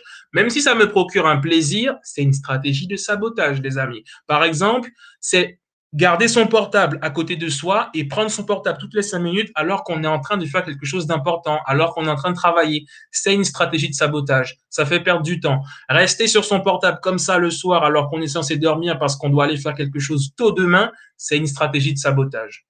Vous voyez ce que je veux dire? Donc, il faut être conscient de nos stratégies de sabotage pour pouvoir justement les éliminer. Le dernier point, il est super important, c'est ce que j'appelle la soupape de sécurité. Pourquoi c'est important? Parce que en général, on ne prend pas ce point-là en compte et c'est ce qui fait qu'on est dévasté. La soupape de sécurité, c'est tout simplement se dire qu'est-ce qui va se passer si jamais l'objectif que je veux atteindre n'est pas atteint? Où est-ce que je serai? Qu'est-ce que je vais faire? D'accord? Parce qu'il faut savoir que plus votre objectif est élevé, plus vous allez vous préparer en conséquence. Si vous faites, si vous êtes confronté à un échec, ça va vraiment impacter votre estime de soi, si vous avez votre estime de vous plutôt, si vous n'avez pas au préalable défini un scénario. C'est vrai qu'il y a des personnes qui vont vous dire non, moi j'ai pas de plan B, etc. Je dirais pas que c'est un plan B et en soi c'est pas mauvais d'avoir un plan B. Pourquoi? Parce que si ton estime de soi est beaucoup trop impactée, tu vas te dire je laisse tomber. Par exemple, il y a une personne avec qui je parlais qui me disait bon, tu sais, j'avais commencé à publier des photos sur Instagram et bon ben j'avais pas beaucoup de likes, etc. Et du coup, je me suis dit que c'est parce que ça rejoint ce que je disais tout à l'heure sur l'impuissance. L'impuissance, là, c'était de l'impuissance acquise. Elle m'a dit ben en fait, je pense que c'est que je suis pas doué pour ça. En fait, je suis pas faite pour ça puisque les gens réagissent pas trop à mes publications, donc j'arrête. Et là, je me suis dit, mais ah ouais. Mais si tu avais défini au préalable, qu'est-ce qui se passerait si jamais tu n'aurais pas les résultats que tu veux? Qu'est-ce que tu ferais? Tu abandonnerais vraiment? Est-ce que tu te remettrais peut-être en question? Est-ce que tu chercherais à faire les choses différemment? Non, parce qu'il n'y a eu aucune soupape de sécurité. Comme elle n'a vraiment pas eu le résultat qu'elle voulait, boum, elle s'est dit, moi j'arrête directement. Peut-être que ça vous est déjà arrivé, ça. C'est comme, je me rappelle, d'une personne avec qui je devais faire une vidéo. Il m'a dit, écoute, là, on va faire cette vidéo-là, tu verras, elle aura directement 150 000 vues et tout, vraiment. Je me suis dit, mais pourquoi déjà, je trouvais que c'était un peu absurde de penser ça, de sortir une vidéo et de dire qu'elle va exploser comme ça. Mais en plus, si jamais elle n'a pas le résultat que tu veux, comment est-ce que tu vas réagir? Donc, au moins, prépare-toi à ça. Je voulais vraiment prendre le temps d'expliquer ça parce que c'est super important et faites attention à toujours avoir une soupape de sécurité. D'accord? C'est super important. Je veux faire ça, mais si jamais j'arrive pas à ça, qu'est-ce qui va se passer? Comment est-ce que je vais rebondir? Qu'est-ce que je pourrais modifier? D'accord? Donc, je voulais vraiment vous partager les pièges qui empêchent justement la réalisation d'un objectif. Maintenant, on va parler de l'intégrité. Déjà, l'intégrité. L'intégrité, en fait, c'est tout simplement le fait d'être en accord avec nos besoins, nos valeurs, nos limites, d'accord, notre identité et nos relations. Parce que dans la notion d'intégrité, on retrouve aussi, si vous voulez, quand on dit que se désintégrer. Se désintégrer, en fait, c'est de se nuire, en fait, finalement. Donc, être intègre, c'est justement respecter qui l'on est, respecter nos besoins et respecter nos valeurs. Par exemple, en ce qui s'agit des relations, qui sont les personnes que vous fréquentez? Qui sont les personnes avec qui vous partagez des activités? Quelles activités partagez-vous avec ces personnes? Est-ce que ces activités vous sont bénéfiques? D'accord? Est-ce que ce que vous faites avec ces personnes-là vous apporte quelque chose? Ou bien finalement, est-ce que vous êtes juste influencé de la mauvaise manière par rapport à ces gens-là? Maintenant, par rapport à l'identité. L'identité, c'est l'image qu'on a de nous-mêmes. C'est important de respecter notre identité. Et c'est pas facile dans une société avec beaucoup de codes qui parfois nous empêchent d'être nous-mêmes. C'est pas évident. Il y a différents degrés d'identité, d'accord? Il y a la facette qu'on montre aux gens. Parfois, ben, on joue beaucoup de rôles. Il y a énormément de personnes qui jouent un rôle. C'est pas évident. Peut-être que c'est quelque chose qui va vous parler, mais en tout cas, c'est réel dans la société. Enfin, que ce soit sur les réseaux sociaux, c'est là où vraiment, mais on joue, il y a énormément de personnes qui jouent des rôles. Même moi, ça m'est arrivé de sentir que je joue un rôle et je sais que c'est pas facile d'être soi-même. S'il y a bien une chose qui est compliquée, c'est d'être soi-même, surtout dans cette société. Mais donc, vous avez justement cette facette qu'on montre aux gens et puis notre identité un peu plus profonde, d'accord? Et ce qui est important, c'est de savoir, bon, ben, qui suis-je? Qui suis-je vraiment? Et est-ce que j'ai envie vraiment d'exister? Après, il y a la différence entre le fait de vivre et exister, mais ça, on reviendra une prochaine fois dessus. Mais en tout cas, sachez qu'en tant qu'être humain, on a vraiment besoin d'exister. Exister, c'est être à l'extérieur. Donc, vous voyez, ça veut dire que mon identité profonde, j'ai envie de la laisser exister finalement. J'ai envie de la laisser être. Mais il y a des codes, il y a des complications et c'est pas évident. À quel moment est-ce qu'on est en rupture d'intégrité? À quel moment est-ce qu'on n'est plus intègre? C'est par exemple lorsqu'on ne respecte pas un engagement, lorsque par exemple on prend un crédit pour un achat impulsif, lorsqu'on pratique le double jeu, qu'on n'est pas authentique avec les gens, lorsqu'on dit pas la vérité par exemple, lorsqu'on n'est pas en accord avec ses valeurs. Ça aussi, c'est important. Et lorsqu'on n'a pas conscience que ce que l'on fait finalement de mal va finir par nous retomber dessus. Ça, c'est des éléments, par exemple, quand vous êtes dans ce genre de situation-là, sachez que vous êtes dans des situations où vous n'êtes pas en pleine intégrité avec vous-même. Donc, il y a 5 éléments qui sont importants à prendre en compte pour être en harmonie avec soi-même et pour être intègre. Il faut que ces éléments-là soient en accord et qu'ils concordent. Ce que je veux, ce que je pense, ce que je dis, ce que je ressens et comment j'agis. Il y a des gens qui vont vous dire, fais ce que je te dis, mais fais pas ce que je fais. Oui, mais t'es pas intègre en fait. Ça veut dire que tu me dis plein de choses et en fait tu l'appliques même pas. Et je vais me prendre pour exemple. Ça veut dire que si je vous dis oui, mais fais ci, fais ça, la motivation c'est ça, etc. et que je l'applique pas moi-même, je suis pas intègre, les amis. Et il faut avoir le courage de le dire. Vous voyez ce que je veux dire? C'est pour ça que le cheminement, il est important, il n'est pas forcément facile, mais pour être légitime, il faut aussi soi-même appliquer ce que l'on dit. Et ça, c'est super important, les amis. Donc, soyez pas dans cette logique du fais ce que je dis, mais fais pas ce que je fais. Soyons à la hauteur de nos paroles et soyons à la hauteur de nos promesses. D'accord? Ça, c'est super important. Troisième point, les valeurs. Les valeurs, déjà, bon, ben, elles assurent la cohérence avec nos comportements. Ça veut dire que si j'ai des objectifs, il faut que mes objectifs, justement, soient adaptés à mes valeurs et pas l'inverse. Ce ne sont pas mes valeurs qui sont adaptées à mon objectif. C'est pas forcément évident, mais par exemple, vous êtes dans une société, vous voyez que ça m'est arrivé, je vais prendre mon exemple. Je travaillais à l'époque dans une société en stage quand j'étais en licence et il y avait des pratiques qui n'allaient pas avec mes valeurs. Maintenant, quand tu es en stage, c'est pas évident. Tu vas pas quitter le stage parce que donc, tu fais un peu ce qu'on te dit de faire. Mais finalement, c'était pas dans mes valeurs. Il fallait un peu, bon voilà, il fallait un petit peu mentir, il fallait un petit peu jouer le jeu. Et je sentais que j'étais pas dans mes valeurs. Et du coup, bon, ben, j'ai dû adapter un peu mes objectifs par rapport à mes valeurs, par rapport aux objectifs qu'ils avaient. Mais au fond de toi, tu ressens qu'il y a un truc qui va pas. C'est comme par exemple quand tu veux être accepté par des personnes et que tu vas peut-être, elles te disent oui, mais allez, bois un coup avec moi ou bien fume un coup, alors que tu sais qu'au fond, ben, t'es pas à l'aise dans ce que tu fais parce que c'est pas toi, ça fait pas partie de tes valeurs et pourtant tu agis différemment pour plaire à ces personnes-là. Vous voyez ce que je veux dire? C'est pour ça qu'il faut faire attention à bien rester aligné à ses valeurs. C'est super important, même si parfois on n'a pas forcément le choix, c'est un peu compliqué. Mais lorsque vous sentez qu'au fond il y a un problème, assurez-vous qu'en fait vous êtes toujours en accord avec vos valeurs par rapport à ce que vous faites. Maintenant, on va parler des croyances. D'accord? Le numéro 4, c'est les croyances. Donc, les croyances, en fait, c'est tout ce qui concerne les pensées, les jugements qu'on va avoir, les suppositions, les conclusions hâtives, les interprétations d'une situation, ce qui est considéré comme étant la vérité. Quand on entend croyance, on peut, par exemple, tout simplement penser aux croyances religieuses. Chacun a ses croyances religieuses et nos croyances influencent tout simplement notre comportement et la façon dont on voit le monde, par exemple. Donc, comment on forme nos croyances aussi de manière générale dans la vie? En fait, nos croyances vont être influencées par l'interprétation qu'on va avoir d'une expérience douloureuse qu'on va avoir ou une expérience agréable, par exemple. Du coup, ce qui va se passer, c'est qu'on va faire une sorte de généralisation et à partir de cette généralisation-là, on va en faire une croyance. Donc, est-ce que je peux vous trouver un exemple? Par exemple, voilà, c'est simple, c'est simple. Alors, il y a, par exemple, vous vous faites mordre par un chien.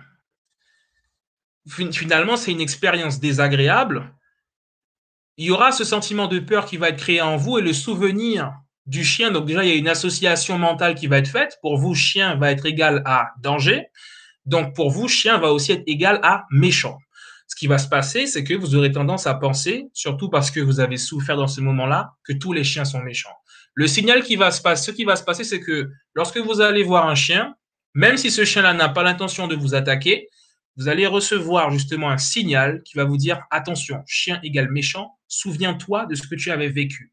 Et le problème, c'est qu'on finit tout simplement par généraliser. J'ai pris l'exemple du chien pour rester sur un exemple assez simple, mais si vous voulez, c'est un exemple qu'on pourrait prendre dans bien d'autres cas et ça explique encore une fois beaucoup de situations qu'on rencontre avec. Dites-vous que la plupart des personnes qui généralisent, elles ont souvent vécu une expérience où elles ont vécu très peu de choses et elles ont décidé que ça, c'était la vérité. Pour vous donner un exemple. Maintenant, parlons des besoins, d'accord? Les besoins que l'on va avoir. C'est le cinquième point. Il y a 6 besoins, d'accord? 4 besoins fondamentaux et 2 besoins essentiels. Les 4 besoins fondamentaux sont les suivants. Le besoin d'obtenir du plaisir et d'éviter la douleur. Tout simplement, le fait d'éviter la douleur, d'éviter le danger. Il faut savoir que notre cerveau est conçu pour éviter le danger, éviter la peur, tout simplement. Et on voit quand les gens ont peur, en fait, comment ils agissent. Je ne vous donne pas d'exemple, mais voilà, si on prend l'exemple, par exemple, des personnes qui se ruent dans les magasins quand il y avait les ruptures de stock, etc., c'est la peur, en fait. C'est quoi la douleur profonde qu'on veut éviter? C'est le fait d'avoir faim, c'est le fait de se retrouver sans rien. Et ça, c'est un fait parce qu'on l'a observé. Ensuite, il y a le besoin de diversité. On veut que les choses changent, on veut des choses nouvelles. Il faut faire attention à ce besoin-là parce que quand, par exemple, vous allez vous retrouver dans un couple, il y a des personnes qui veulent changer de personne et ça, c'est le choix de tout à chacun. Il n'y a pas de jugement à avoir dessus. Mais parfois, il y a des personnes qui vont peut-être tromper une personne avec qui ils sont parce qu'ils vont se dire que j'ai besoin, tu sais, j'ai besoin de changement, j'ai besoin de diversité, alors même qu'en fait, le vrai problème, c'est juste qu'il n'y a plus de diversité au sein du couple même. Et c'est ce qu'on dit quand, par exemple, on dit, oui, en fait, on est rentré dans une routine, par exemple. Dans une routine, il n'y a pas de diversité. Et c'est la routine qui tue un couple également, les amis. Vous voyez ce que je veux dire? Donc, ce besoin de diversité, c'est un besoin fondamental pour l'être humain. On aime la diversité, on aime que les choses changent. Mais bon, il y a des limites justement à cette diversité, mais il faut être conscient de ça. Le besoin d'importance maintenant. Alors, j'aime beaucoup ce besoin parce qu'en tant qu'être humain, c'est clair qu'on a tous ce besoin d'importance. Et on peut le voir assez facilement sur les réseaux sociaux, par exemple. Il faut savoir que faites une observation. Encore une fois, nous ne sommes pas dans le jugement, nous sommes dans l'observation. On voit que même moi, j'ai ce sentiment d'importance, vous voyez, donc c'est même pas comme si je disais que je l'avais pas, c'est je l'ai et j'en suis conscient. Mais les personnes qui vont avoir un besoin vraiment de exacerber, de montrer qu'elles existent, de parfois critiquer les autres pour attirer l'attention sur elles. Et ça, c'est souvent ce qu'on va appeler les haters. Ils se comportent beaucoup comme ça. Ça veut dire qu'ils savent que en disant quelque chose de gentil, ça va pas trop attirer l'attention et ça va pas mettre la lumière sur eux. Mais en disant quelque chose de méchant, en attaquant une personne, bon, je ne donnerai pas le réseau social sur lequel ça se passe le plus, en tout cas sur lequel je le vois le plus, mais en tout cas, le fait de tacler une personne et d'être assez méchant avec cette personne-là va permettre d'attirer l'attention et on va se sentir important parce qu'on aura des interactions, etc. Donc, tout le monde a envie de se sentir important, tout le monde a envie de réussir sa vie, tout le monde a envie d'accomplir des choses et d'avoir de la reconnaissance. C'est normal, c'est un besoin humain, tout simplement. On a également besoin d'amour, on a besoin d'unité. Il Il y a des personnes qui vont peut-être être associables, il y a des personnes qui vont besoin d'avoir je dirais, leur intimité. Bon, ça, c'est tout le monde, mais je dirais surtout leur espace et leur singularité. Des personnes qui vont vouloir vraiment rester seules à certains moments. Donc ça, c'est tout à fait normal et c'est peut-être même valable pour tout le monde. Mais on a quand même ce besoin d'être ensemble, ce besoin d'unité, ce besoin d'être en société, même si la société parfois pose quelques problèmes.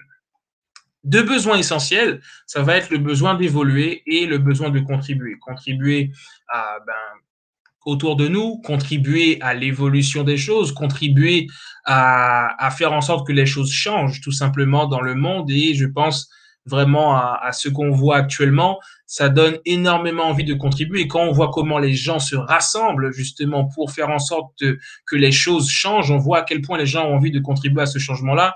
Je pense à la marche qui est censée avoir lieu demain en France. Je pense à tout ce qu'il y a eu déjà comme marche par rapport au Black Lives Matter, etc. On voit vraiment qu'il y a beaucoup de personnes qui ont envie de contribuer. Maintenant, parlons des attitudes. Les attitudes, en fait, c'est vraiment un sentiment intérieur qui est exprimé par notre comportement, d'accord? Les attitudes dépendent de nos habitudes de pensée. Et j'aime beaucoup ça parce que, vous voyez, par exemple, il y a une personne qui va peut-être vous dire, ouais, ben, tu sais quoi, moi, j'ai envie d'être riche, etc. Et tu vas dire, oui, mais tu n'agis pas comme quelqu'un de riche.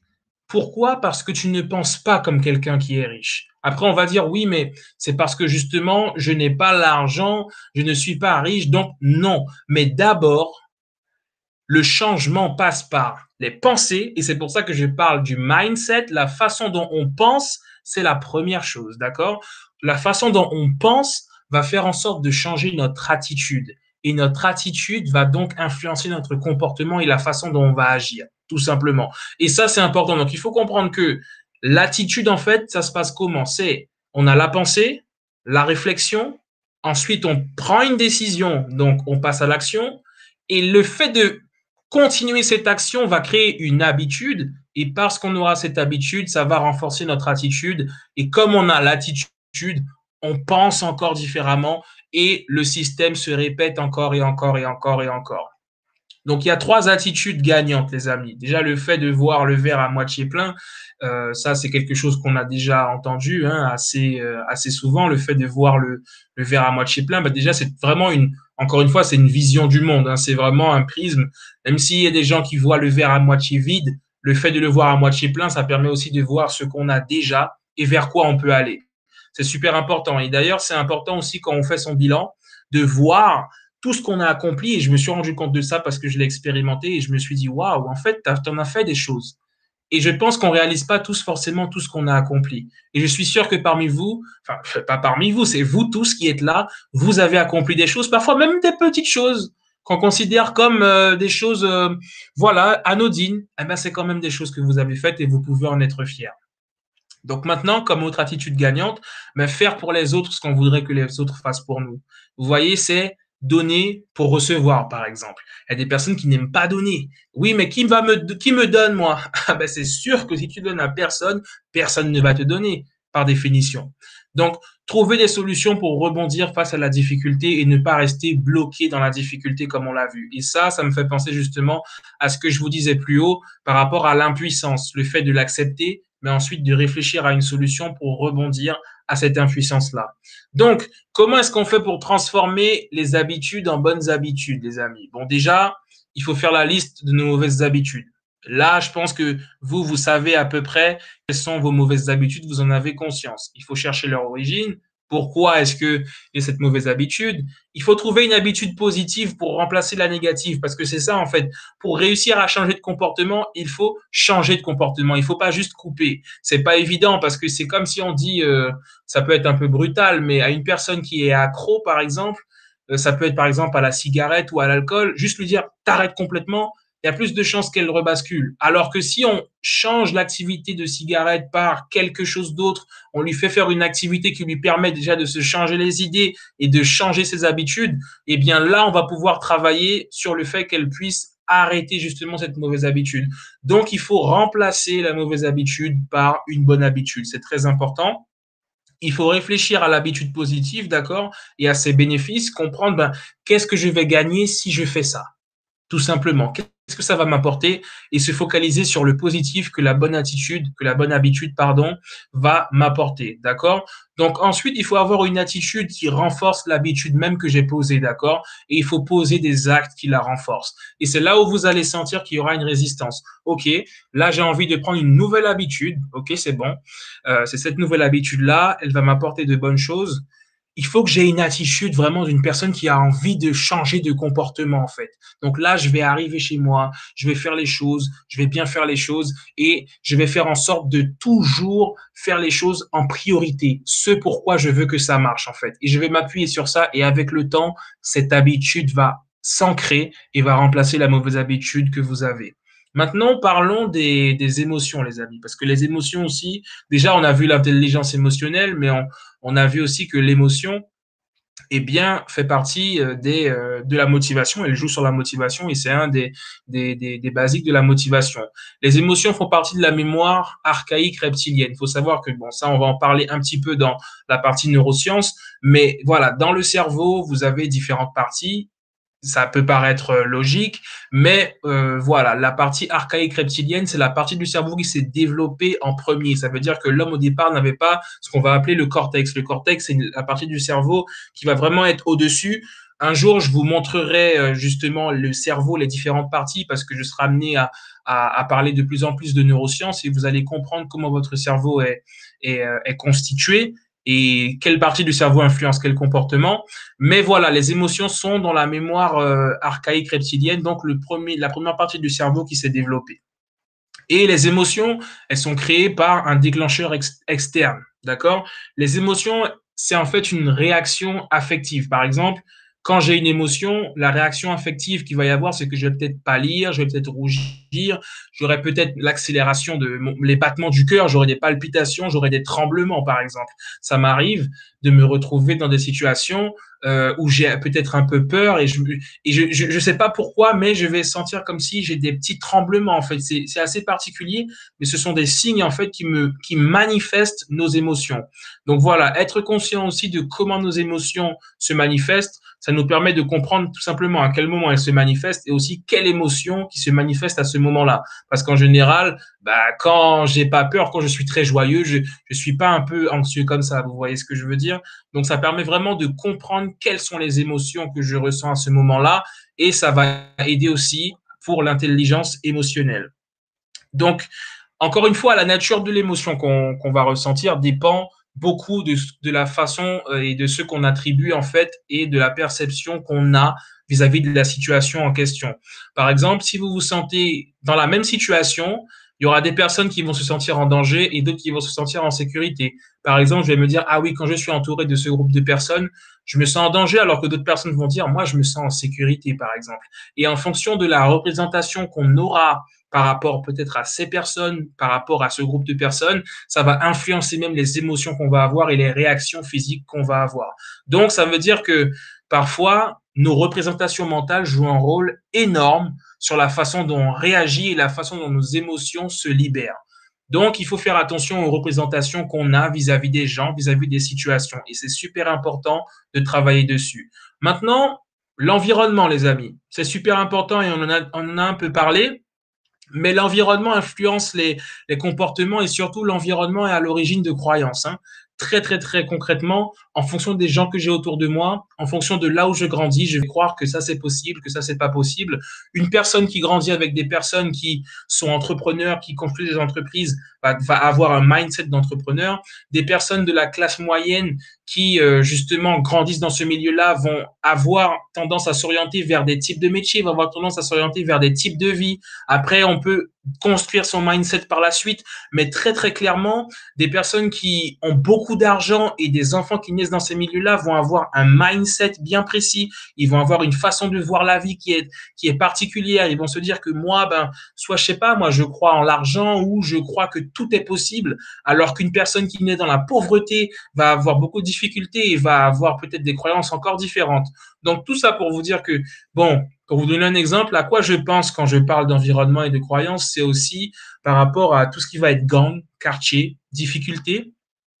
Et par exemple, Dans les gangs et dans les quartiers difficiles, il y a une règle. La règle, c'est que je ne snitch pas. Ça veut dire que je ne raconte pas ce qui s'est fait. On règle les problèmes par nous-mêmes. Ce qui se passe dans la rue, on le règle dans la rue. Si tu me manques de respect, voilà, on sait comment ça peut finir, etc.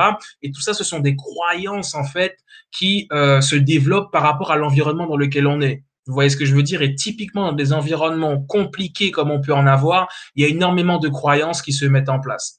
Et ça, c'est pour dire que l'environnement joue énormément sur les croyances qu'on va avoir. Dites-moi qui vous avez autour de vous, je vous dirai comment vous voyez les choses et comment vos croyances sont influencées, tout simplement. Donc, les parents aussi influencent les croyances, les amis influencent les croyances, la religion, comme on l'a vu tout à l'heure, influence également les croyances. Donc, pour être dans un environnement porteur et un environnement qui va vous apporter beaucoup de bonnes choses, les amis, c'est bien d'être dans un environnement où on est accepté pour ce que l'on est. Déjà, c'est une safe place, comme on pourrait l'appeler. C'est un endroit où c'est safe, où c'est sûr, où on peut être soi-même. Et c'est important pour l'identité, hein. On l'a vu au niveau de l'intégrité tout à l'heure. Un endroit où on peut être responsable de sa vie. Un endroit où on est stimulé positivement avec des personnes qui nous poussent vers le haut. Ça, c'est super important. Maintenant, le neuvième point, ce sont les compétences, d'accord? Les compétences, elles stimulent la motivation énormément. Moi, je vais vous le dire très clairement et peut-être que vous en êtes rendu compte, mais plus on va être compétent pour faire quelque chose, plus on va être motivé à faire cette chose-là. Plus on va avoir des difficultés, plus on va avoir une réticence, on va stresser, on va se dire mais comment ça va se passer en fait. Donc rien que le fait de développer ses compétences, ça permet vraiment de stimuler sa motivation. Quand on est compétent, on a beaucoup plus de confiance. Quand j'ai fait mon premier meet-up, je savais que j'étais compétent, mais voilà, c'était un peu compliqué pour moi quand même. J'ai stressé. Quand j'ai fait le deuxième, j'ai stressé, mais j'étais beaucoup plus confiant parce que j'étais beaucoup plus compétent et beaucoup plus à l'aise et beaucoup plus sûr de moi. Pourquoi? Parce que j'ai développé l'expérience et les compétences, le fait de parler en public, j'étais beaucoup mieux organisé. Vous voyez ce que je veux dire? Donc, le fait d'avoir des compétences, ça permet vraiment de gagner en confiance, de gagner en sécurité, de pouvoir prendre plus d'initiatives. D'accord? Et ça, c'est super important. Donc, alors là, on va passer à la communication, qui est le point numéro 10. Et la communication, comme on l'a vu, hein, j'ai donné l'exemple de l'intelligence relationnelle dans lequel je parlais du lien entre relation et communication, qui sont deux choses différentes. Eh ben, tout simplement, bah, communiquer, comme je l'ai dit, c'est l'interaction qu'on va avoir avec les autres et avec nous-mêmes. Et il y a deux modes de communication qu'il faut exploiter. La communication interne, tout simplement, qu'on a avec nous, nos représentations, notre imagination, nos ressentis et la communication externe. D'accord? Les mots qu'on va utiliser, l'intonation qu'on va utiliser, les expressions et la posture, les actes qu'on va avoir avec les autres personnes. D'accord? Il faut savoir que au niveau du comportement, les silences et le langage corporel parfois proposent même plus d'éléments de communication que le fait même de parler. Par exemple, je ne sais pas si vous avez déjà vu ça, mais prêtez attention à ça et par rapport aux gens la prochaine fois ou dans les jours qui viennent. Il y a des personnes, par exemple, elles disent oui, hein, mais elles font ça. Oui, vous avez l'impression que les gens, en fait, soit ils vous disent non, mais ils font ça, ou ils disent oui, mais ils font ça. Ils disent non de la tête. Il faut savoir que le comportement physique, le langage corporel est plus fort que le langage verbal. D'accord? Donc, la façon dont la personne se comporte vous en dira davantage que ce qu'elle dit. D'accord? Donc, c'est pour ça que c'est important d'analyser le langage corporel et de le prendre en compte dans la communication pour avoir une communication efficace. Maintenant, parlons de la confiance en soi qui est l'avant-dernier point. D'accord? La confiance en soi, c'est super important pour plusieurs raisons. Déjà, pour poursuivre ses objectifs, d'accord? Et pas se laisser influencer par les doutes et les peurs, même si les doutes et les peurs, ils arrivent à un moment donné, hein. Qu'on dise, ils arrivent. Mais le but, c'est de réussir à les surmonter grâce à la confiance en soi. Et puis, la confiance en soi nous permettra de croire en notre potentiel, de croire en nos choix, d'accord? Et d'avoir une meilleure connaissance de nous-mêmes, tout simplement. Donc, pour augmenter, alors oui, ce que je voulais vous dire, c'est que la capacité à agir et la capacité à avoir confiance en soi est liée aussi à l'estime qu'on a de nous-mêmes. D'accord? Et en fait, plus on va passer à l'action, plus on aura confiance en nous et plus on va développer notre estime de nous-mêmes. Ça veut dire que j'ai de la valeur. Et pour développer aussi son estime de soi, il faut aussi être en accord et être intègre. Si vous voulez, c'est lié. Parce que si on t'a toujours fait croire que tu ne valais rien, que tu ne pouvais rien faire dans la vie, eh ben, tu auras très peu d'estime de toi. Parce que tu vas dire, mais non, mais moi, le nombre de fois où j'ai entendu des gens me dire, mais non, mais moi, mais non, je ne peux pas faire ça quand même, moi, mais non, c'est trop pour moi. Mais c'est juste une faible estime de soi, là. D'accord? Donc, pour développer son estime de soi, il faut travailler sur son intégrité, sur ses valeurs, sur son identité, savoir qui on est, et ensuite travailler sur sa capacité à passer à l'action, à valider ses actions et à justement développer la croyance. Parce qu'encore une fois, si vous voulez, tout est tellement lié, les amis. Plus on va agir, plus on aura des résultats différents, plus on aura des croyances différentes, plus on aura envie d'agir. D'où l'importance, et c'est pour ça que je prône beaucoup le fait de passer à l'action. C'est super important. Peu importe ce que tu penses de toi-même, peu importe ce que tu penses du résultat, passe à l'action, fais en sorte d'avoir le meilleur résultat possible, apprends à mettre les choses en perspective et continue d'avancer et développe ton estime de toi et ta confiance en soi. Ça, c'est super important. Donc, pour la confiance en soi, elle est importante pour plusieurs points, comme on l'a vu, pour poursuivre nos objectifs, pour justement croire en son potentiel. Et pour développer son estime de soi, il faut justement travailler sur son intégrité, travailler sur l'image qu'on a de nous-mêmes, travailler sur nos valeurs et sur ce qu'on représente. D'accord? Sur qu'est-ce que je représente sur Terre? Quelle est ma valeur? D'accord? C'est super important. Maintenant, le 12e point, c'est la physiologie. J'aime beaucoup la physiologie parce qu'elle est intéressante. Et en plus, là, on est plutôt sur l'aspect corporel et sur tout simplement la santé générale.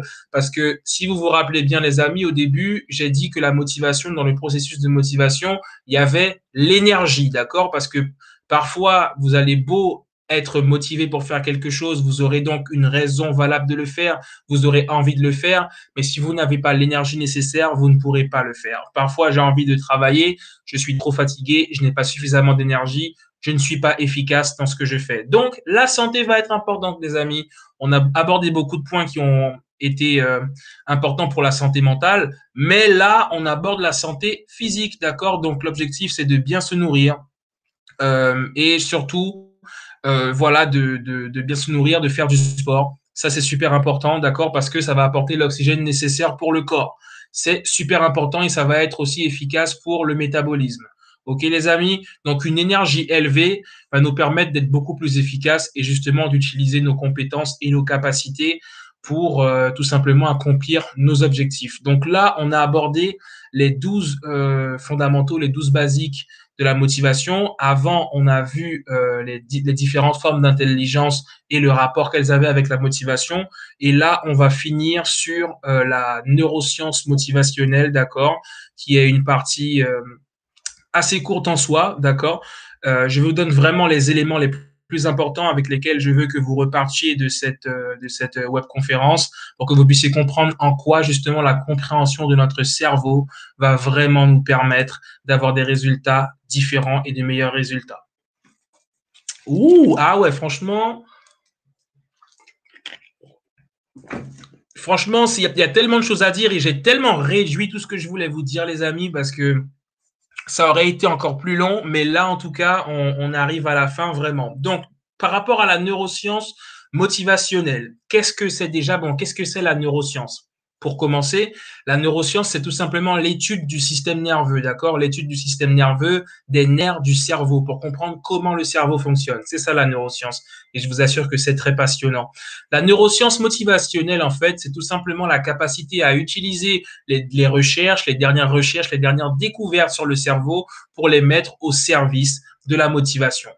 Le cerveau est composé de 4 systèmes, d'accord? Et il faut savoir que le cerveau, il représente 2% du poids total du corps. Mais par contre, il mobilise jusqu'à 20% du sang et de l'oxygène de notre organisme. Donc, quand même, c'est considérable. La neuroscience motivationnelle, son objectif, c'est tout simplement de faire en sorte que le cerveau soit en harmonie. Pourquoi? Parce que je vous ai parlé des 4 systèmes du cerveau. Et oui, il y en a 4. Les activités du cerveau, en fait, sont divisées en 4 systèmes différents. D'accord? Et chaque partie utilise un langage différent. On va avoir ce qu'on appelle le cerveau gauche, qui va utiliser davantage les mots et la logique. On va avoir le cerveau droit qui va utiliser les schémas et les symboles, le cerveau médian dans lequel on aura davantage les émotions, et le cervelet qui va servir aux stimuli et aux réactions physiques. Pourquoi on parle de cerveau gauche et de cerveau droit? Tout simplement parce que dans le cerveau, il y a la partie gauche et la partie droite qui est séparée justement par une zone. Et en fait, parce que ces deux zones sont distinctes, on parle de cerveau gauche et de cerveau droit. Ce qu'il faut savoir, c'est que le cerveau gauche, par exemple, va gérer tout ce qui va être la partie droite du corps. Si vous arrivez à bouger le bras droit et la main droite, c'est grâce à la partie gauche du cerveau. Et la partie droite, si vous arrivez à bouger votre main gauche et à bouger votre main droite, votre jambe gauche, c'est par rapport à la partie droite du cerveau. C'est pour ça qu'on parle de cerveau gauche et de cerveau droit. Pour vous donner un exemple, et j'ai trouvé ça intéressant, lorsque vous avez une personne qui fait un AVC, par exemple, pourquoi on a, par exemple, une partie du visage ou la partie droite ou la partie gauche du corps qui est touchée? J'ai toujours trouvé ça particulier, jusqu'au jour où j'ai fini par comprendre que c'est parce que il y a une partie du cerveau qui gère juste toute une partie du corps. Et si cette partie du cerveau est touchée, eh bien, cette partie du corps, forcément, elle va plus fonctionner. Vous voyez ce que je veux dire? D'où l'importance de comprendre qu'il y a différentes parties du cerveau et de comprendre comment ces parties du cerveau-là fonctionnent. Donc, le cervelet, c'est super intéressant pour vous expliquer. Le cervelet, il gère les réactions physiques. Si vous voulez, le cervelet, c'est vraiment derrière la tête. Là, je vous montrerai un jour des images de tout ça. Le cervelet, c'est derrière la tête. Et en fait, si vous voulez, la zone du cerveau qui gère les yeux, contrairement à ce qu'on pourrait penser, elle n'est pas devant, elle n'est pas devant là, elle est derrière. Pourquoi? Elle est collée au cervelet. Et je pense que c'est parce que justement le cervelet gère les mouvements physiques et les yeux, c'est assez logique en soi, puisque pour qu'on puisse bouger les yeux dans tous les sens, l'avantage et l'idéal, ce serait que la zone qui gère les yeux soit proche de la zone qui gère les mouvements. Vous êtes d'accord avec moi? De la zone justement qui va avoir principalement ce rôle d'accentuer les mouvements. Donc je pense que c'est pour ça que les yeux sont la zone qui gère les yeux dans le cerveau et les mouvements des yeux est proche de la zone du cervelet, c'est-à-dire la zone qui gère les mouvements tout simplement. Donc le fait que les quatre parties du cerveau puissent avoir justement des conflits et rentrer en conflit pourront justement impacter notre capacité à gérer nos objectifs. Et c'est ça le problème. Donc l'objectif, c'est de faire en sorte que notre inconscient puisse accorder toute notre attention sur ce qu'on veut faire, d'accord, et sur ce qu'on veut accomplir. Donc, une façon de faire ça, c'est justement de faire le point sur nos réussites et nos échecs et de faire des ajustements conscients. Et c'est de ça que je vous ai parlé depuis tout à l'heure. Le fait même de faire des ajustements conscients, ça va être difficile et vous allez sentir une réticence parce que justement, le cerveau a déjà des habitudes. Mais quand on arrive à dire, par exemple, il y a un exercice qui est intéressant, c'est de prendre une feuille, de faire un trait sur la feuille au milieu, de dire qu'est-ce que j'ai réussi aujourd'hui, qu'est-ce que j'ai pas réussi. En fonction du nombre de réussites et d'échecs, vous vous dites, alors, qu'est-ce que je vais faire demain pour réussir ça? Et au fur et à mesure, vous allez voir que si vous appliquez vraiment les choses, vous allez réussir justement à faire pencher la balance et à réussir beaucoup plus de choses que vous n'allez échouer de choses. D'accord? C'est un exercice que vous pouvez essayer. Et du coup, il y a trois points qui sont importants pour réussir. C'est déjà de, bon, comme on l'a vu, de se créer un objectif, de prioriser l'objectif et de alors je vais dire ce terme-là, même si je l'aime pas trop, c'est résolver, mais en tout cas de réussir à justement changer son habitude et à changer l'habitude inconsciente qu'on a. C'est super intéressant et je vais vous parler des habitudes qui restent et qui sont ancrées en nous pour que vous voyez de quoi je parle. Je vous donne l'exemple d'une voiture en fait. Quand vous conduisez une voiture, au début, quand il faut apprendre, c'est quelque chose d'extrêmement conscient. Ça veut dire que tu dois poser tes pieds comme ça sur la pédale. Si tu les poses, tu les lèves trop vite, tu vas caler la voiture. Et du coup, rien que le fait d'apprendre comment accélérer, démarrer, partir, ça demande une réflexion qui est vraiment consciente en fait. Vraiment, vous devez réfléchir à chaque mouvement. Et quand vous finalement vous arrivez à conduire, vous conduisez, vous écoutez la musique. Parfois même on est, enfin non, je ne suis pas puisque bon de toute façon moi je conduis pas à Paris, mais en tout cas vous êtes au téléphone, vous arrivez à faire beaucoup de choses en même temps que conduire. Et vous ne vous demandez plus, ah oui, mais où est-ce que je dois poser mes pieds? Comment je dois faire pour accélérer? Parce que c'est devenu quelque chose d'inconscient, c'est une habitude inconsciente. Maintenant, imaginez quand vous avez ce genre d'habitude, mais qu'en fait, c'est pour des choses qui sont, euh, je dirais, qui sont plutôt pénalisantes pour vous et qui sont finalement des habitudes que vous devez changer parce qu'elles finalement vous empêchent de faire ce que vous voulez. Donc il y a des choses qui sont inconscientes qu'il va falloir changer, d'accord? Et justement, c'est en prenant des décisions conscientes qu'on va réussir à changer ces mauvaises habitudes qu'on peut avoir. Donc là, j'ai trouvé l'exemple de la voiture intéressante pour que vous puissiez réaliser en fait comment on peut développer une habitude inconsciente, comment au départ elle est consciente, le fait d'apprendre, une fois qu'elle devient inconsciente et comment bah, finalement elle peut rester et elle peut être ancrée justement. Donc c'est très difficile, voire de toute façon, par exemple pour la voiture, c'est un peu, c'est pas possible de ne plus savoir rouler. Même moi quand j'avais roulé, j'étais revenu en Guyane, 2 ans après ne pas avoir roulé, je savais toujours rouler très bien. Donc c'était pour vous montrer ça. On va finir sur 4 principaux neurotransmetteurs indispensables à notre équilibre. Je tenais vraiment à vous les présenter. Donc voilà, c'est important de le savoir. Déjà, un neurotransmetteur, c'est une substance chimique en fait qui va transmettre un message, d'accord, entre différents neurones dans le cerveau. Donc pour que vous ayez justement le message de fatigue, par exemple la colère, ou bien pour qu'on commence à réfléchir, tout ça se joue grâce aux neurotransmetteurs qui vont transmettre les messages de neurone en neurone. Après, il y a ce qu'on appelle les synapses qui vont être au bout des neurones, mais ça, encore une fois, on le verra une autre fois. Mais pour que vous puissiez découvrir les 4 principaux neurotransmetteurs qu'on a dans le cerveau, alors c'est déjà la dopamine. Vous avez sûrement déjà entendu parler de la dopamine. Il y a également l'acétylcholine, d'accord? Il y a ce qu'on appelle le GABA et la sérotonine. Ce qui va être important, c'est de savoir que pour la dopamine, un manque de dopamine et une carence en dopamine va justement troubler l'attention. On aura des troubles de l'attention, d'accord? Et pour réussir à faire évoluer le niveau de dopamine dans le corps, on peut faire par exemple de l'exercice physique, de la musculation, voire des jeux d'échecs, par exemple. Donc, en fait, ce qu'il faut que vous compreniez, c'est que le fait d'avoir la bonne quantité de neurotransmetteurs dans le cerveau va permettre de bien transmettre les informations et du coup, d'être à même de pouvoir faire les meilleurs choix et les meilleures choses. Donc, pour l'acétylcholine, un manque d'acétylcholine, qu'est-ce que ça va jouer? Ça va avoir des troubles de l'apprentissage. Donc, très concrètement, si j'ai un objectif que je dois apprendre des choses pour y arriver, mais que j'ai un trouble avec l'acétylcholine et un trouble de l'apprentissage, ça va être très compliqué d'atteindre mon objectif.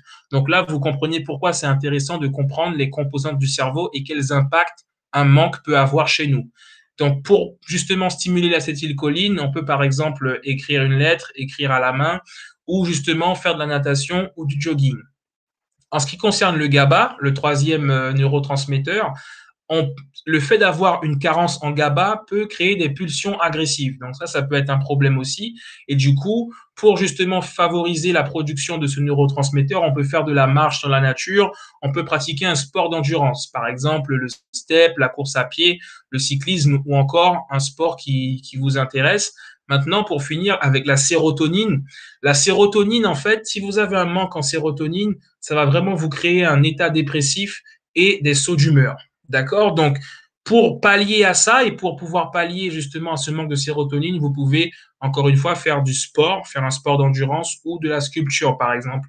Donc, quand je vous disais que faire du sport, c'est important pour la santé, c'est important pour la santé physique, mais c'est aussi important pour la santé mentale, c'est important pour les neurotransmetteurs et tous ces éléments nous permettent d'être dans des conditions optimales pour justement accomplir nos objectifs et pour développer notre motivation. Donc parfois, vous aurez du mal à apprendre quelque chose, vous allez vous rendre compte que peut-être que vous n'êtes pas motivé, mais en fait, c'est peut-être parce que vous avez un trouble dans justement un de vos neurotransmetteurs ou que vous avez une carence. D'accord? Je rentrerai pas dans les détails de l'alimentation, qu'est-ce que vous pouvez manger justement pour pallier justement à ces carences, mais en tout cas, c'était pour que vous puissiez comprendre quels sont les différents neurotransmetteurs qui jouent également sur la motivation, sur la santé, sur l'apprentissage et sur bien des points.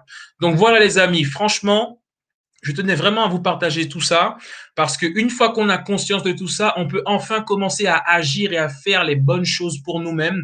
Donc là, ce que je vous ai montré, c'est ben déjà quel était le rapport entre intelligence et motivation, quelles étaient les différentes formes d'intelligence, que vous puissiez comprendre qu'il y en a différentes formes et surtout que vous êtes peut-être beaucoup plus intelligent que vous ne l'imaginez ou qu'on vous l'a fait croire jusqu'à maintenant. On a aussi vu que ben, il y avait différents basiques de la motivation, différents fondamentaux qu'il fallait prendre en compte pour être sûr d'optimiser notre motivation et pour être sûr d'atteindre nos objectifs. Et puis, on a vu cet aspect neurosciences dans lequel on se rend compte que dans le cerveau, il se passe des choses qui peuvent influencer notre capacité à apprendre, notre concentration, et que si on arrive à comprendre ça et à régler ces problèmes, on peut être dans des conditions optimales pour réussir dans la vie et surtout pour être épanoui et en santé. D'accord, les amis? Donc voilà, on a fait 1h38 de webconférence. Voilà, je pensais à peu près partir sur 1h30. On est dans les clous. Donc voilà, si vous avez des questions, vous pouvez les poser dans le chat. On peut échanger. Et du coup, voilà, en tout cas, la webconférence est terminée, les amis. J'espère que vous avez vraiment apprécié. C'était assez dense. Il y avait beaucoup de choses. Et de toutes les façons, ce sont des points sur lesquels je serai amené à revenir à travers des articles, peut-être des vidéos. Mais on parlera de tout ça et on parlera de l'impact que tout ça a sur nous au quotidien.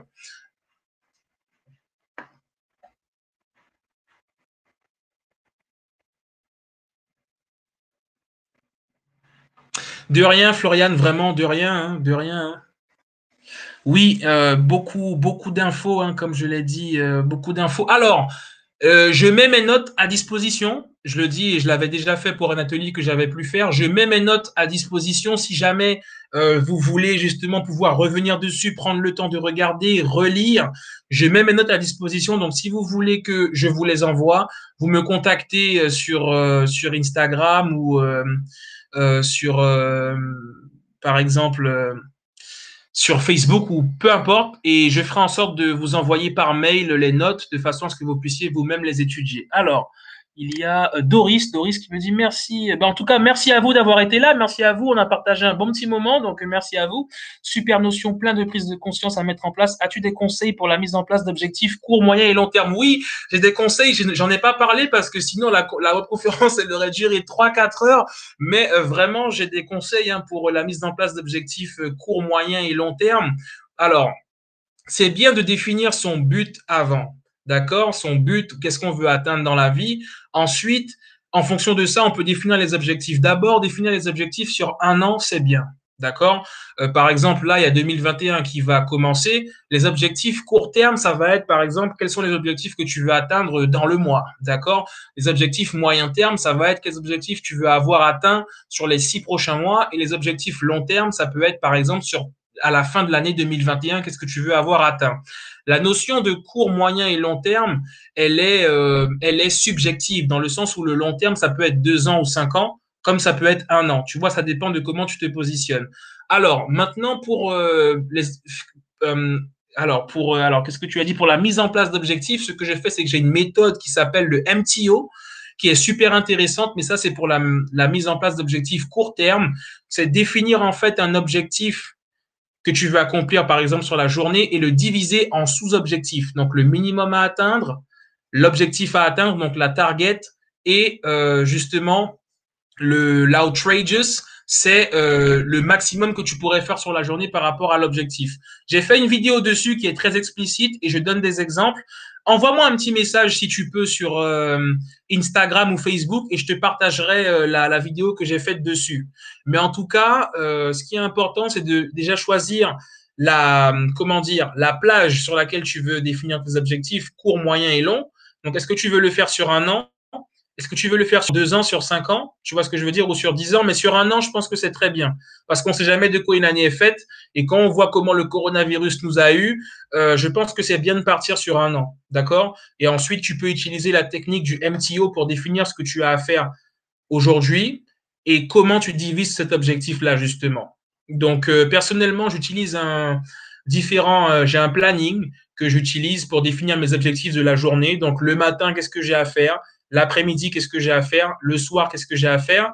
J'ai des objectifs sur la semaine. Qu'est-ce qui doit être fait? Comme ça, j'ai une vision d'ensemble de la semaine et je sais comment je dois justement faire les objectifs de la journée. Donc, d'abord, ok, noté, oui, je veux bien, Thio, je ne connaissais pas. D'accord, ben, envoie-moi un petit message et je te montrerai ça. Mais l'idée, c'est de définir les objectifs long terme d'abord, puis tu réduis les objectifs par mois. Quels sont les objectifs que tu veux atteindre chaque mois? Puis, quels sont les objectifs que tu veux atteindre sur la semaine? Et en fonction de la vision que tu auras déjà d'ensemble, tu pourras définir ce que tu as à faire pour aujourd'hui. D'où l'intérêt de quand même avoir une vision, tu vois, et d'avoir un but. Et à partir de ce but-là, on divise en fait, tu vois. Si tu sais ce que tu veux faire sur un an, ensuite, ce sera plus facile de définir ce que tu as à faire chaque mois. Et en fonction de chaque mois, tu pourras définir ce que tu as à faire chaque semaine. Et ensuite, en fonction de ça, tu pourras définir ce que tu as à faire chaque jour. Et en fonction, après, tu peux définir ce que tu as à faire le matin, l'après-midi, le soir. Tu vois ce que je veux dire? Donc, déjà, fais le point sur les objectifs que tu as. Je pense que c'est le premier point à faire. Quels sont les objectifs que tu veux atteindre? Quand est-ce que tu veux les atteindre? On verra après, d'accord? Mais d'abord, définis tes objectifs, d'accord? Si tu les as déjà, tu peux les placer en fait, journée, mois, semaine, année. Et ensuite, si tu ne les as pas encore, ben, il faut les définir. Mais là, c'est encore avec des questions que tu peux justement les définir. Mais en tout cas, envoie-moi un petit message, je t'enverrai la technique MTO et je parlerai un peu plus en détail même de la définition des objectifs. Donc voilà, en tout cas, je suis content que ça vous ait plu. Sachez qu'il y a énormément de points que je vais approfondir par la suite. C'était vraiment un début. J'avais beaucoup d'informations à vous partager. Là, j'ai réduit au maximum pour qu'on ça dure pas trop longtemps non plus. Donc, je trouve que la neuroscience, c'est extrêmement intéressant. Et lorsque vous allez comprendre comment votre cerveau fonctionne, vous allez aussi comprendre comment les gens autour de vous fonctionnent. C'est incroyable, en fait. C'est tout simplement incroyable et du coup, c'est génial. Donc voilà, vous avez les éléments. Si vous êtes intéressé à l'idée d'avoir les notes, vous me dites, je vous envoie ça par mail et du coup, vous pourrez les relire, travailler dessus. Et de toute façon, je serai amené à proposer encore énormément de choses. Ce n'est que le début. Donc si ça vous a plu, je vous invite à regarder si ce n'est pas le cas, ben, si vous êtes intéressé surtout, un atelier que j'ai fait qui est disponible sur YouTube sur justement la peur, comment ne plus avoir peur de l'échec, qui est très intéressant aussi, dans lequel je donne beaucoup d'informations. Donc, du coup, voilà. Sachez que ce n'est que le début et que je vous partagerai encore beaucoup de choses. D'accord, ça marche Noémie, envoie-moi un petit message Instagram, Facebook, comme tu veux, et on s'échangera, je t'échangerai les notes par mail, il n'y a pas de problème, on fait comme ça. Donc voilà, bon ben si vous n'avez pas d'autres questions, en tout cas, c'était vraiment un plaisir encore une fois d'être là avec vous. Merci d'avoir été là, c'était génial, j'ai vraiment kiffé. Donc dans ce cas-là, alors je vais voir ce que. Alors, il y a Lucie qui écrit. D'ailleurs, vous savez quoi? Euh, non, ouais. Ouais. Ouais. J'ai déverrouillé vos micros si jamais vous voulez parler. Voilà. C'est donc, mais sinon vous pouvez écrire. Plaisir partagé. À bientôt. J'enverrai un message aussi. D'accord, ça marche super. Mais en tout cas, portez-vous bien surtout. Hein. Allez, ciao, ciao, Luce. Ciao, ciao, Luce. À la prochaine. Eh ben, écoutez, sur ce, euh, alors oui, il y a Noémie qui écrit quelque chose, et Noémie qui écrit un petit quelque chose. Bonne soirée, allez, bonne soirée Noémie, bye bye. Et puis bonne soirée Doris. Allez, ciao, ciao tout le monde, portez-vous bien surtout.